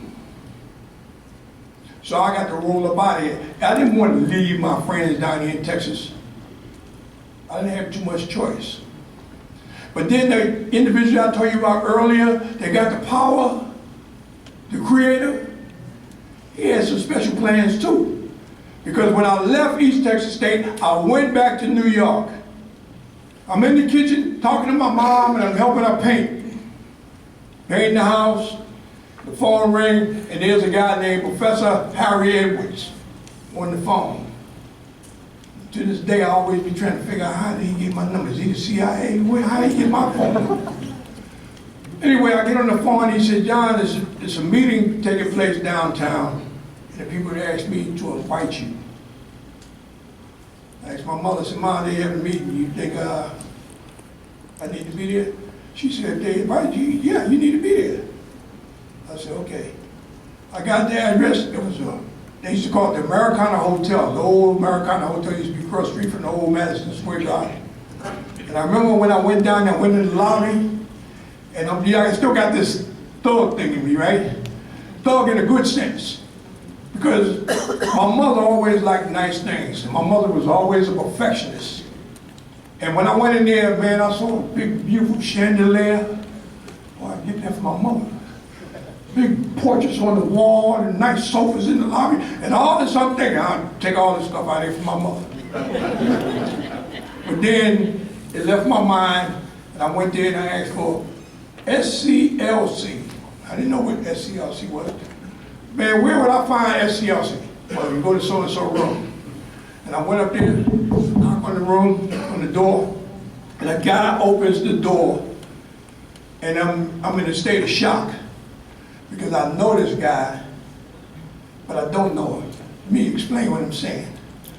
You know, you can see somebody's face and say, man, I know this him, but it can't be him. But it is him. But it's not possible it is him. That's what's running through my mind. Because the guy that I saw, I thought this guy was about 6'4". But in actuality, he was 4'6". And I said the photographer must have been taking pictures of him on his back.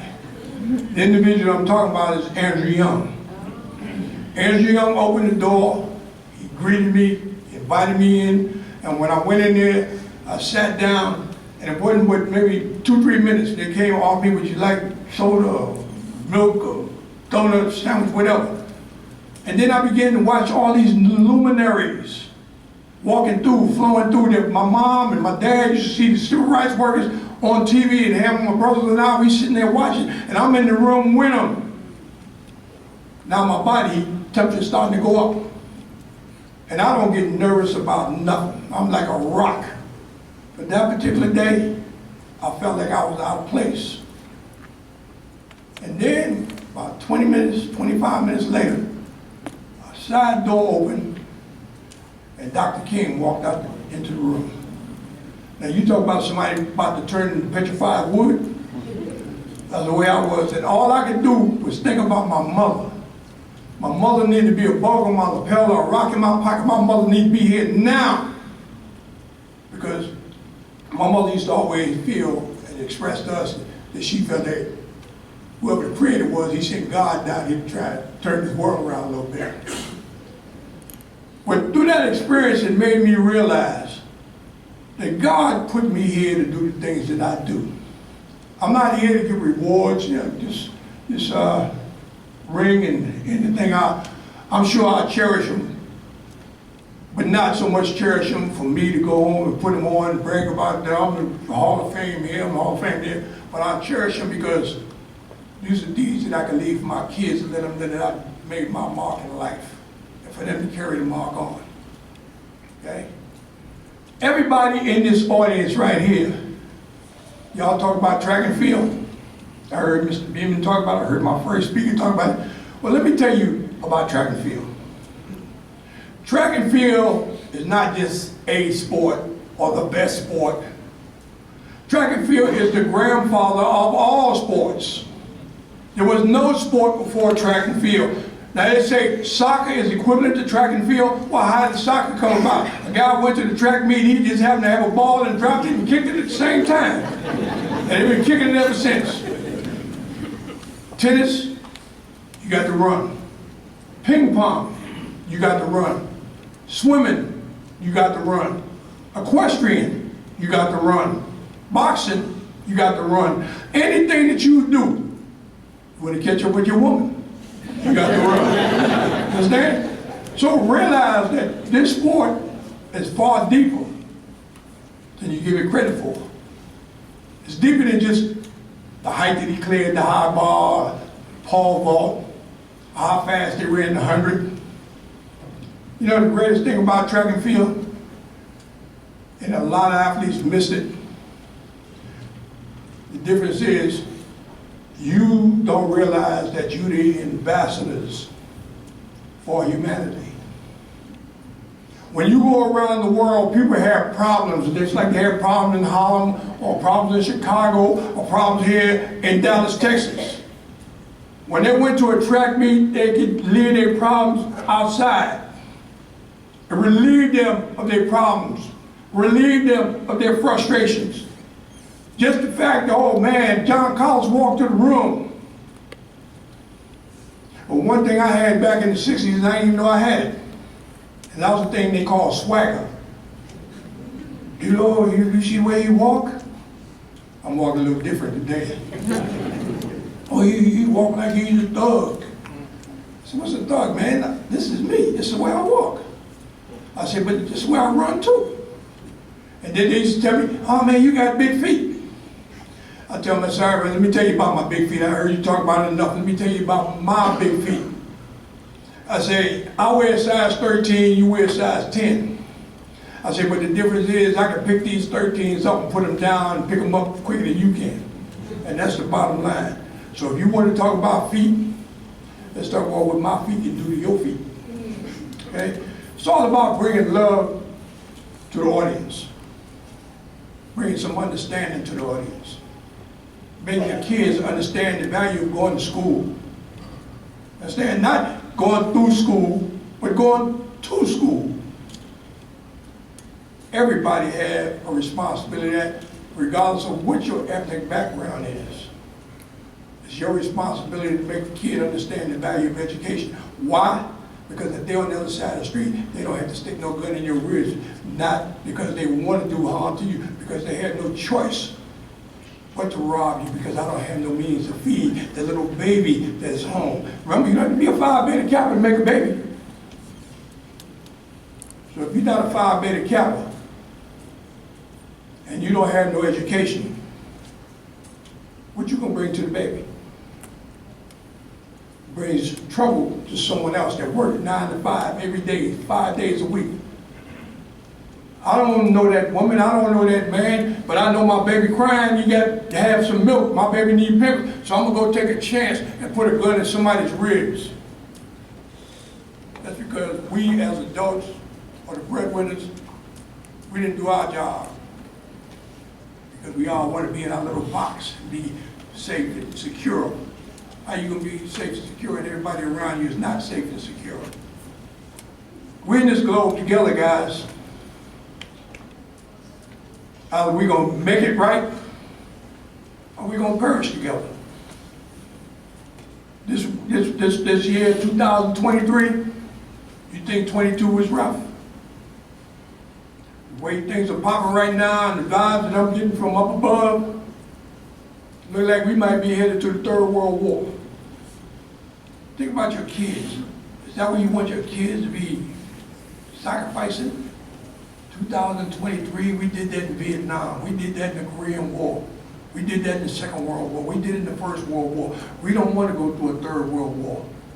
But the only way we're going to start doing this rebirth is to open up your heart and start expressing the love that you have for humanity. That's the bottom line. That ring, I'm gonna see if I can get Mr. Beeman to buy it for me. You know, that plaque, I love that plaque. I love that plaque because the plaque tells a story. The ring just gives people, say, oh man, were you in Hackney? No man, I found this on the beach. Guys, I really want to tell you, I really appreciate this honor to come here. I want to give thanks and kudos to all the recipients tonight. Some of them, I used to watch them when they were competing, and then I got old and forgot about watching. Then I came back in the fold and said, well, you that little girl out there without your running up, you big boy, you don't come a long way, girl. But it just feels good to, so to speak, come full circle in life. You know, it's one thing to be the most hated or most vilified man on the planet, and then to come back and years later find out that people say, man, you one of the most beloved people on the planet. The love thing, you know, that makes me feel good because it makes me think of my mother and father. Hey man, I got 30 minutes more. You're telling me my time's up. You didn't tell that gal their time was up. I'm just joking with you, brother, I got you. All right, listen guys, once again, thank you for the love. Thank you for the opportunity. And let's keep playing.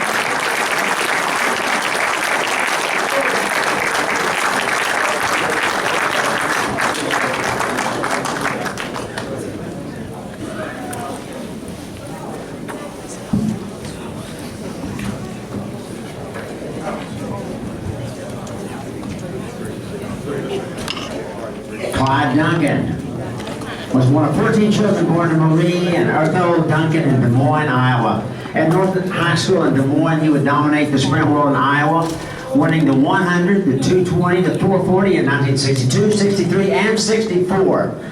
9 gold medals, a feat that would eventually get him into the National Federation of State High School Associations Hall of Fame and the Des Moines Hall of Fame. Upon graduation, he would make the trek from Des Moines, Iowa to Houston, Texas to join the Flying Tigers of Texas Southern, who under the direction of legendary coach Stan Wright was taking the U.S. track and field world by storm. While running for the Flying Tigers, Duncan would be a member of 4 relays that broke not the college record, broke the world record. 2 times in the sprint relay, once in the indoor mile relay, and once in the sprint medley. Coach Duncan would also win the NAIA National 60-yard dash indoors.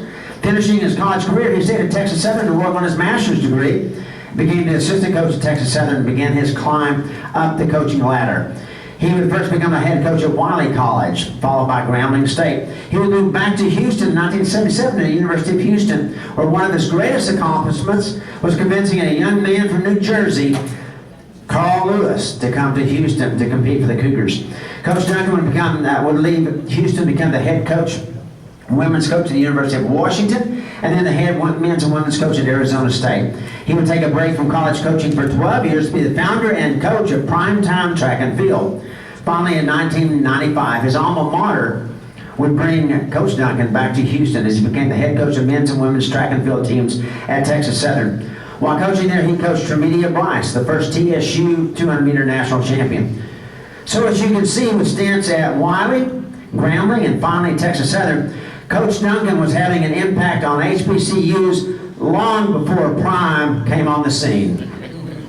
He would remain in the head coach role for 20 years for Texas Southern before segueing over to be the coach emeritus at Texas Southern. On a personal level, I have a great opportunity to share the mic with Coach Duncan's son, Clyde Duncan Jr. at the Texas Relays. The clap himself at several conference meets and at Texas Relays. In addition to the Halls of Fame that I've already mentioned, Coach Duncan is also a member of the Iowa Hall of Fame, the Drake Relays Hall of Fame, and the Southwestern Conference Hall of Fame. Help me welcome Coach Clyde Duncan to the Hall of Fame.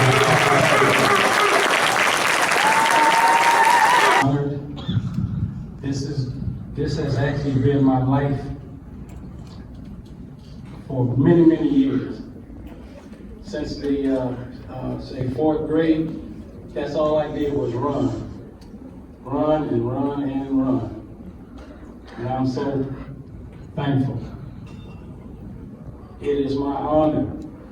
I feel so blessed, and I'm so happy and so thankful that each of you feel like this I have earned. Thank you. I have great friends that are also I'm with on today.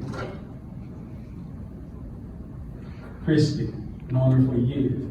Bob Bing for years. John Carlos, who had to go to the restroom for years. So, one of my first ever track meets,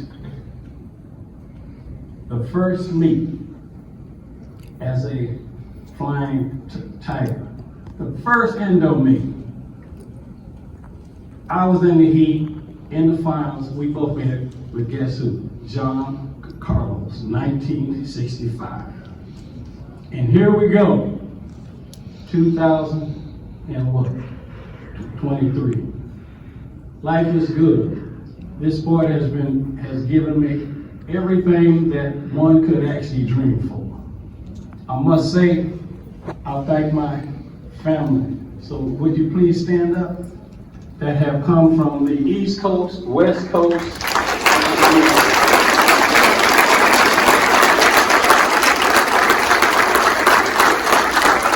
A very special thanks to my wife. So again, I'm not going to talk but my 3 to 5. But again, thank you. God bless all of you. I am so honored and so happy. Thank you. Thank you. Here, Reverend and Mrs. Parrish, who have driven me, supported me, flown me here and there and everywhere. I want to thank my sister Charletta, who was my first track hero, and so much so that I wanted to be faster than her. And she is the reason that I am here today. I also want to thank my husband, the love of my life, for supporting this journey. He's been supporting my coaching journey. I didn't know him when I was competing, but he has been one of my biggest supporters as a coach. And I just want to say, being from the Dallas area, that it is an honor when you can be applauded in your hometown. It doesn't happen very often, and I'm very appreciative of being honored. I want to thank the Texas Track and Field Coaches Association for even considering me. I want to thank the executive board, Stuart. I want to thank all you guys for even including me in the conversation, because this little girl was introduced to track and field, at 12? Well, 10. I got to watch 2 years. I didn't get to compete until 12, and I just hit the ground running. And the love for this sport, as you've heard before, it just spans the decades. And from 12 to 52, I still have a love for it. I'm now a coach. I have an athlete here, so she can see these greats and she can see her coach go into the Hall of Fame, and hopefully she can win a state title and follow in some of my footsteps. But I am just honored. I want to thank my family. My family, can y'all stand? My family and friends, y'all stand? Now, they're all from Memphis, but I want to thank you guys for supporting me. You guys are always there for me, always here when I get an award or when I'm even mentioned, so thank you. I'm just appreciative, and I just want to thank you guys for considering me for this honor.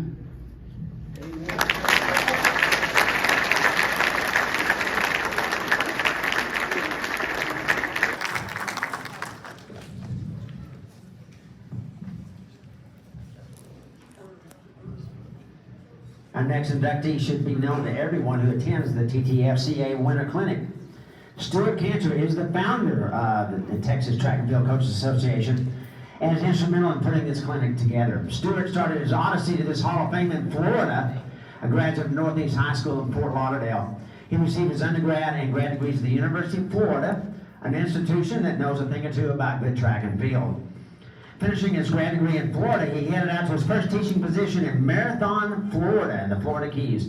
An opportunity arose to North Carolina for him to combine his love of riding and his love of athletics when he was hired as the head rider for Skybox Trading Cards.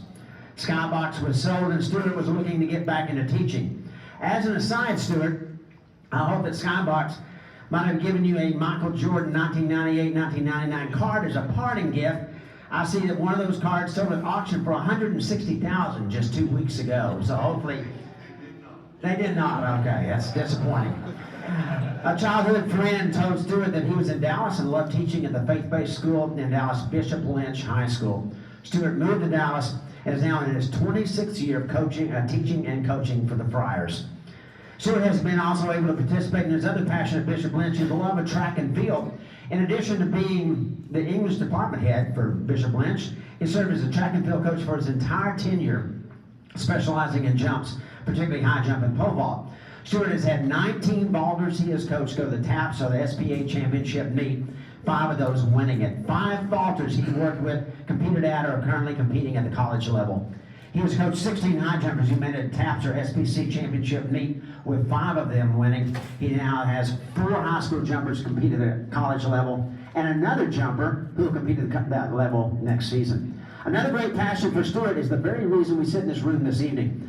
I asked him how TTFCA got started. He told me he was walking around the track visiting with one of the other coaches at Bishop Lynch, and they discussed that every other major sport in Texas had an organization to promote its athletes and support its coaches, except the great sport of track and field. They reached out to other track and field aficionados like Mike Shaner, Ray White, and Ray Baca, and TTFCA was born. From the beginning, it was the desire of Stuart and the other pioneers to have a track and field Hall of Fame that was chosen by track and field people, by the people who live and breathe the great sport. And this Hall of Fame became a reality. Help me welcome Stuart Kantor to the stage.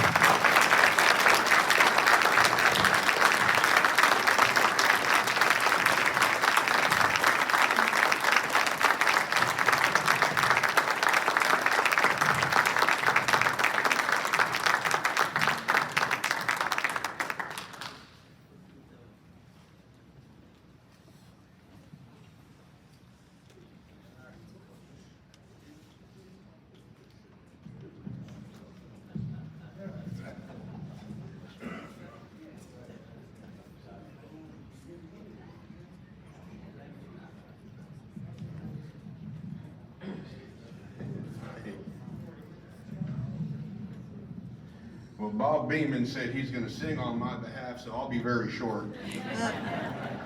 And I'm also going to hire Randy Adair to give the printed word a little bit of energy. You okay with that? All right. Anyway, just a little bit. I have actually never jumped very far or very high.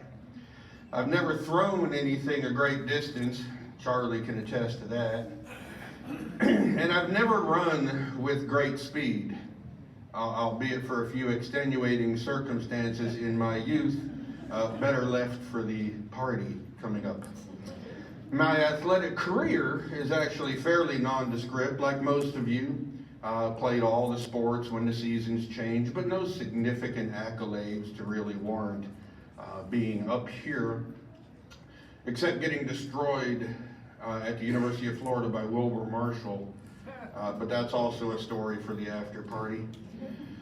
As a high school coach for 30 years in basketball and track, I've been part of 6 state titles and have coached several athletes, as mentioned, to TAPS and UIL state titles in high jump and pole vault, and helped many find their dreams of competing collegiately. But many coaches attending this clinic and being inducted tonight, and having already been inducted, can say the same thing and to a much greater extent.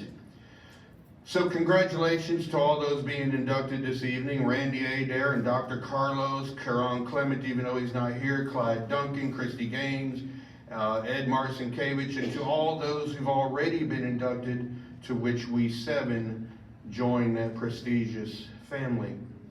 Within this group tonight, we have coaches and athletes and contributors and mentors, and 2 of my own mentors are being enshrined. Randy Adair, who 25 years ago, and you remember, you used to bring your pole vaulters from Highland Park over to Bishop Lynch, where our vaulters would jump together, and I learned quite a bit about the event and about the humility of coaching from this gem of a man. And I would be remiss if I didn't mention Big Ed. His stamp on Texas track and field is everywhere, including this association and this clinic. He's provided a ton of advice on phone calls, in-person sit-downs that have helped build Texas track and field in every aspect. So it's roughly 7 years ago, and he, James Barr, Jim Kaiser, and myself, we are sitting around the table working on Texas relay selections. The high school submissions are complete, so we move on to collegiate and international. And I come across the name of an athlete who, after 20 minutes of research, I cannot locate. And I'm really good at internet research. Frustrated, I asked James if he's ever heard of this athlete, and James is equally as perplexed. Ed's on the phone with a client, but he hangs up and then tells us not only the full name of the athlete, but his coach's name, the athlete's PRs, and that he'll get in touch with the coach as soon as he gets back from Columbia. And James, I know you remember this, because only Ed would have this information in his brain, just like when he then told all of us that if you want to research Northern European athletes, he has a site from Denmark, because this was Ed. So I go to the website, and there's a statement thanking Ed for sharing this site to anyone in the United States. No, I don't think the site exists anymore, but Ed's influence, as with all the inductees, will continue. As Don mentioned, the Texas Track and Field Coaches Association was born at the final curve of the Bishop Lynch High School track. Talking and walking with Coach McBride, we were amazed, as mentioned, that every sport has an association that recognizes coaches, promotes athletes, advocates for change, builds a network of allies amongst governing bodies, coaches, equipment suppliers, media, and establish these relationships with athletes and coaches and meet directors and museum curators and officials and anyone associated with the sport. So apparently, I found my niche. And then I realized the mythical rock to be pushed up the hill was much larger than I thought. 49 of 50 states in the United States have a single governing body. Florida, Wyoming High School Athletic Association. Not Texas. We have 8. You have UIL and TAPS and SPC that everybody knows about. And then you have TCAL and TCAF and TCSAAL and the homeschool and the ironically named Association of Independent Schools. Because as an English teacher, that one really does humor me. So embedded deep within the wood grain of that plaque are millions of texts and emails and phone calls and Zoom calls and face-to-face conversations with easily the most passionate and enthusiastic and caring people I've ever had the honor to call friends, which are the Texas Track and Field Coaches Association Board of Directors. President Shelton Ervin of Humble Summer Creek, 2-time state champion, National Coach of the Year. Vice President June Villers, Hall of Famer, power from DeSoto, now to be at Waxahachie. Ray Baca of Canyon High School. Doesn't matter track or field, cross country, he just keeps winning. James Barr, a mentor of mine, former director of Texas Relays, who elevated the Texas Relays to its current prestige and has switched to another UT in a little bit lighter shade of orange. Hall of Fame Committee Chair Barbara Krausen herself, a multiple Hall of Famer whose spirit and energy is often our backbone, and she's also one of the funniest humans that I've ever known. Rakaya Gibson from Cy Springs, now to a college gig in Alabama. Tom Hill, one of the most respected track and field minds in the nation. Logan Kelly, who's built the Lovejoy program into a power. Andy Pryor, USATF certified official, former high school coach. Jessica Richards of McKinney North, who also has won 2 state titles back-to-back a few years ago. Past President Mike Shaner of the Jesuit Shaner Relays, founded by his father, inaugural Hall of Famer Herb Shaner. David Thurchek of St. Mary's Hall, who consistently produces SPC and or TAPS talent to compete at the next level. Past President Shalindria Dulce of San Antonio MacArthur, Hall of Famer, Texas's most decorated track and field athlete. Ray White, who enjoyed great success at Louisville and Barbers Hill, now retired, involved in real estate, but still loves track and field. Past President Greg Williams, who won, I think, at least 7 state titles at Lancaster, now in athletic administration at Crowley. I mean, how can one not succeed with the pedigree of that board?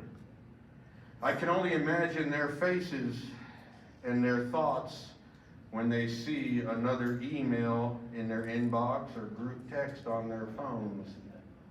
And you're laughing because I know what you're thinking. This man needs a hobby.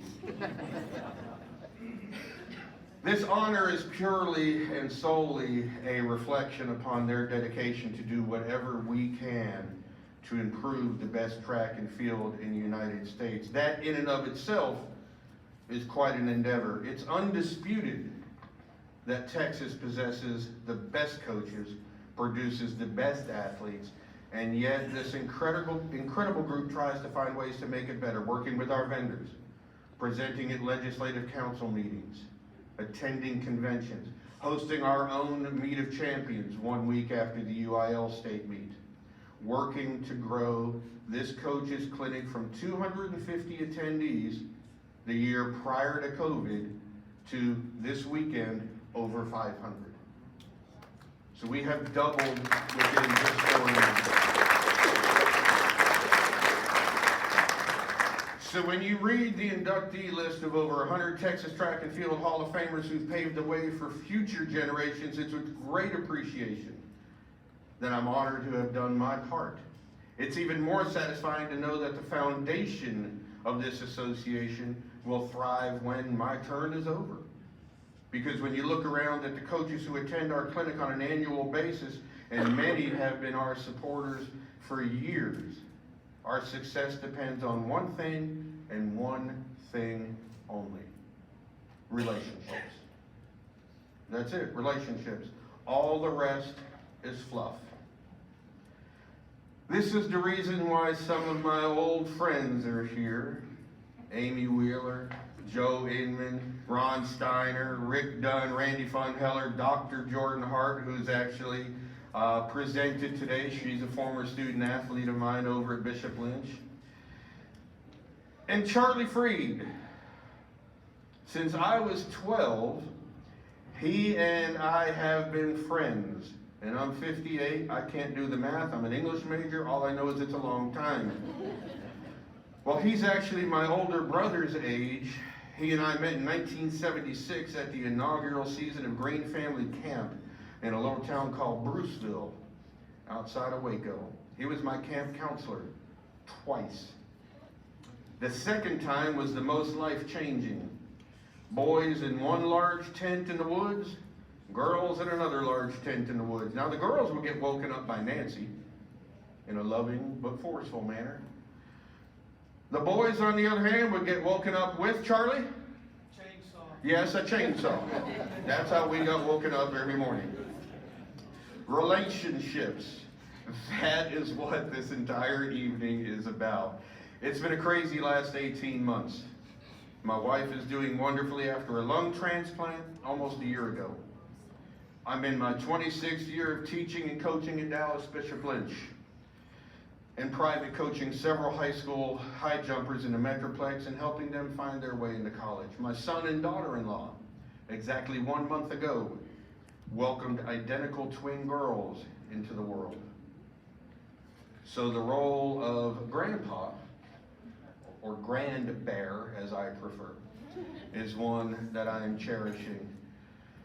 But as far as thanks, I gotta give it mainly to my wife. She is easily the strongest woman I know. She survived stage 3 aggressive breast cancer 14 years ago and is now a lung transplant survivor almost a year out. Plus all my journeys around Texas helping build the association, coach, take and post over 140,000 pictures and interviews, in part with Miles Split, but I must give another mentor a shout out because RoJo taught me how to really take photos. My son and brother and mom have always been pillars of support and oftentimes my best audience for an extremely warped sense of humor. And finally, to my dad, who passed a little over a decade ago from West Nile virus. Before entering the business world, he was a professional musician and instilled in our family, as my brother and I have done to ours, a deep love and respect for music, rock, jazz, blues, musicals, whatever. In fact, my brother's band, Whisker, used to practice in our basement when I was a little kid in Steubenville, Ohio. 2 miles away, a guy named Bobby Parisi and his band, Wild Cherry, also practiced in our basement. Now this was 1975, and Bobby Parisi then wrote and sang one of the most famous songs in history, Play That Funky Music, which hopefully we can dance to when we eat, drink, and tell tall tales afterwards. Thank you.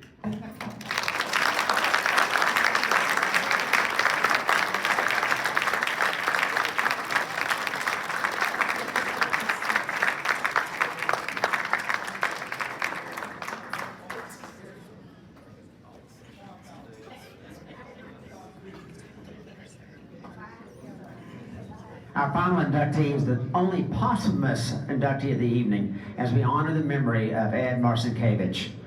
Ed grew up in Belleville, Texas and graduated from Belleville High School, the home of the Brahmas, in 1980. I'm fairly certain that Ed is the only inductee that went to college on a band scholarship, as he went to Blinn Junior College on such a scholarship. After finishing his associate degree at Blinn, he headed to Texas A&M where he received a degree in education in 1985. He began a closer relationship with track and field when he was teaching and coaching track and field at Brazos High School in Wallace, Texas, where he immediately saw his athletes go to the state meet and sign to compete at the college level. In 1987, he would start a 20-year career as a coach at Texas A&M, where he became known as a fantastic recruiter and an excellent developer of talent. He had a particular strength in developing women high jumpers and heptathletes. Ed coached 22 athletes to All-America status in that 20-year period, including the 1991 NCAA high school champion, high jump champion, Melinda Clark. In 2007, Ed left the coaching world to join MF Athletic and Perform Better, where he sold track and field and strength training equipment. He frequently contributed to Texas Track and Field News and was the play-by-play announcer for many Belleville sports. I came to know Ed through the Texas Relays. I started as an announcer there 15 years ago, invited to the announcing team by the great Bill Melton, as we'd mentioned, who was also an MC of this Hall of Fame ceremony before moving to Colorado. The announcer's tent at the Relays is located just above what is called the bunker, where the timers and the other technical people are located. The timers are located in the back room, and Big Ed, I literally did not know his last name, I simply knew him as Big Ed for 10 years, was in the anteroom just outside the timing crew's room. About the middle of the afternoon, Bill Melton would send me downstairs to the bunker and tell me to ask Big Ed to go ask the timers if we could get our heat sheets before midnight that night. Bill warned me, don't go into the timer's room, you will be shot. Just go to Big Ed and ask him to deliver the message he can go into the timer's room safely. Okay, I did embellish the story a slight bit, but that's how I came to know Big Ed.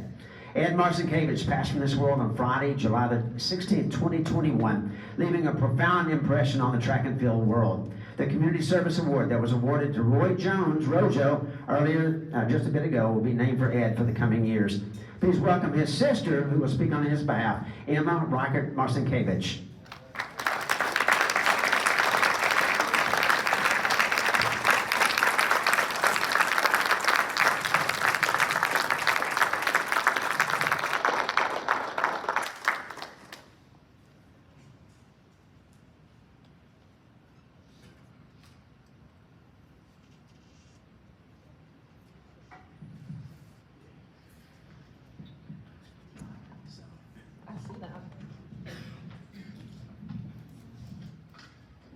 So as the last one this evening, I will be brief and keep it to my 3 to 5. A lot of the coaches and people in this room knew Ed either through Texas A&M track and field or through his role with MF Athletic. But one of the things that you may not know about Ed is he was a track athlete in his own right. Although you will not be able to find any stats on him. A 6'4" high jumper, 15-second high hurdler, he was not good enough to make the varsity track team in our 2A high school when he was in school. His class was extremely talented. A lot of people would have given up at that time, but not Ed. He just found another way to contribute. After graduating from Texas A&M, he had a wonderful, very successful start to his coaching career at Brazos. We talked about the state appearances by both the track team and the cross country team, but he knew very quickly that he was destined for something bigger. So he very quickly moved over to Texas A&M, and I found out just a few weeks ago in talking with Ted Nelson that he actually found Coach Nelson on the track at A&M and said, I want to be a volunteer coach. And Ted said, that's great. I don't have much money to be able to pay you. He goes, money? I'm not doing it for money. I'll do it for free. So Coach Nelson's like, oh, absolutely. Well, it didn't take very long in Coach Nelson's words for them to figure out that he needed to be a full-time member of their staff. So very quickly, he was a paid part of the A&M coaching staff. And I think the thing that's really set him apart is that he loved his athletes. And it wasn't their metrics and the performance and the stats that they had. He really loved them as people. And I can tell you, whenever he would come home, he would eventually talk about the meets, but it was always about celebrating the successes that they had in life. And that was the most important thing to him. And I think that was part of the key to him being a success. He was also a champion of the underdog and those that did the dirty work. Had a really soft spot for the O-line, and when you watch football with all of those guys. And in track and field, a lot of times for him, that meant the smaller schools, the 1A, 2A, and 3A schools.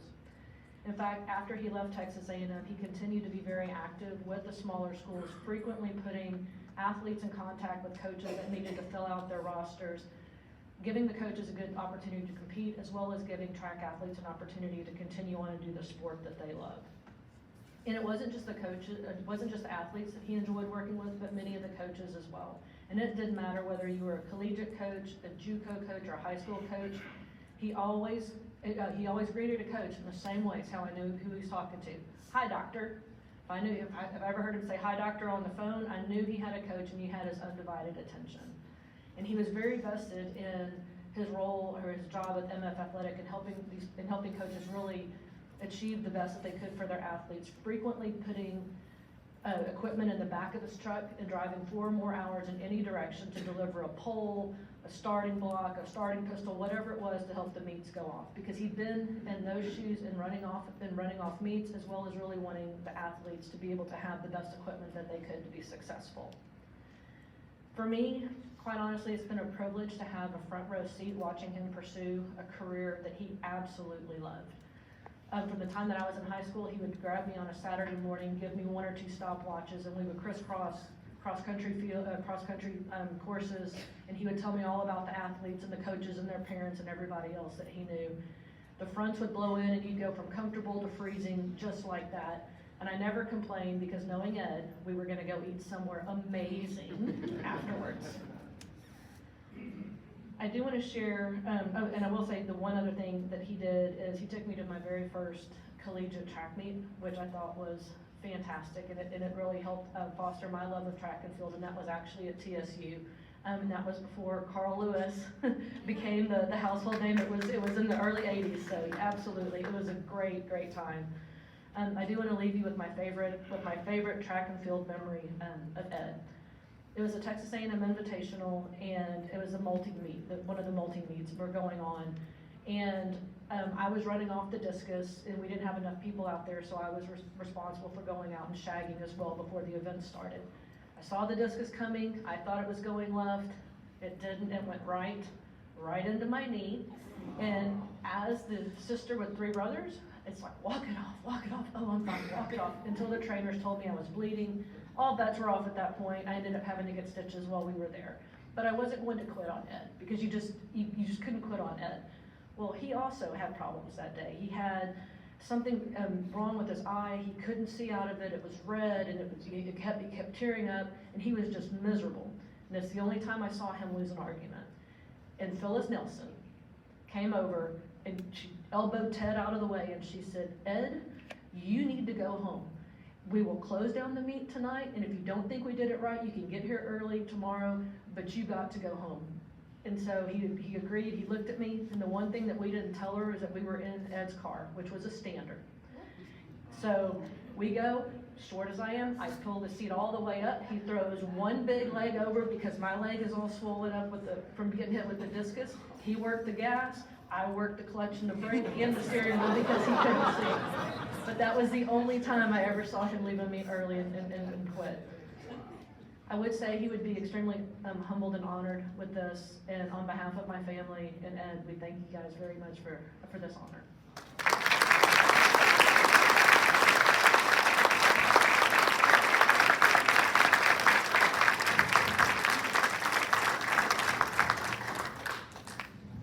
As we finish up, just a couple of things to mention. There are the posters over here on this side, this table right here. You can pick those up, and they will have inductees signing those as well. There also will be food and drink set up.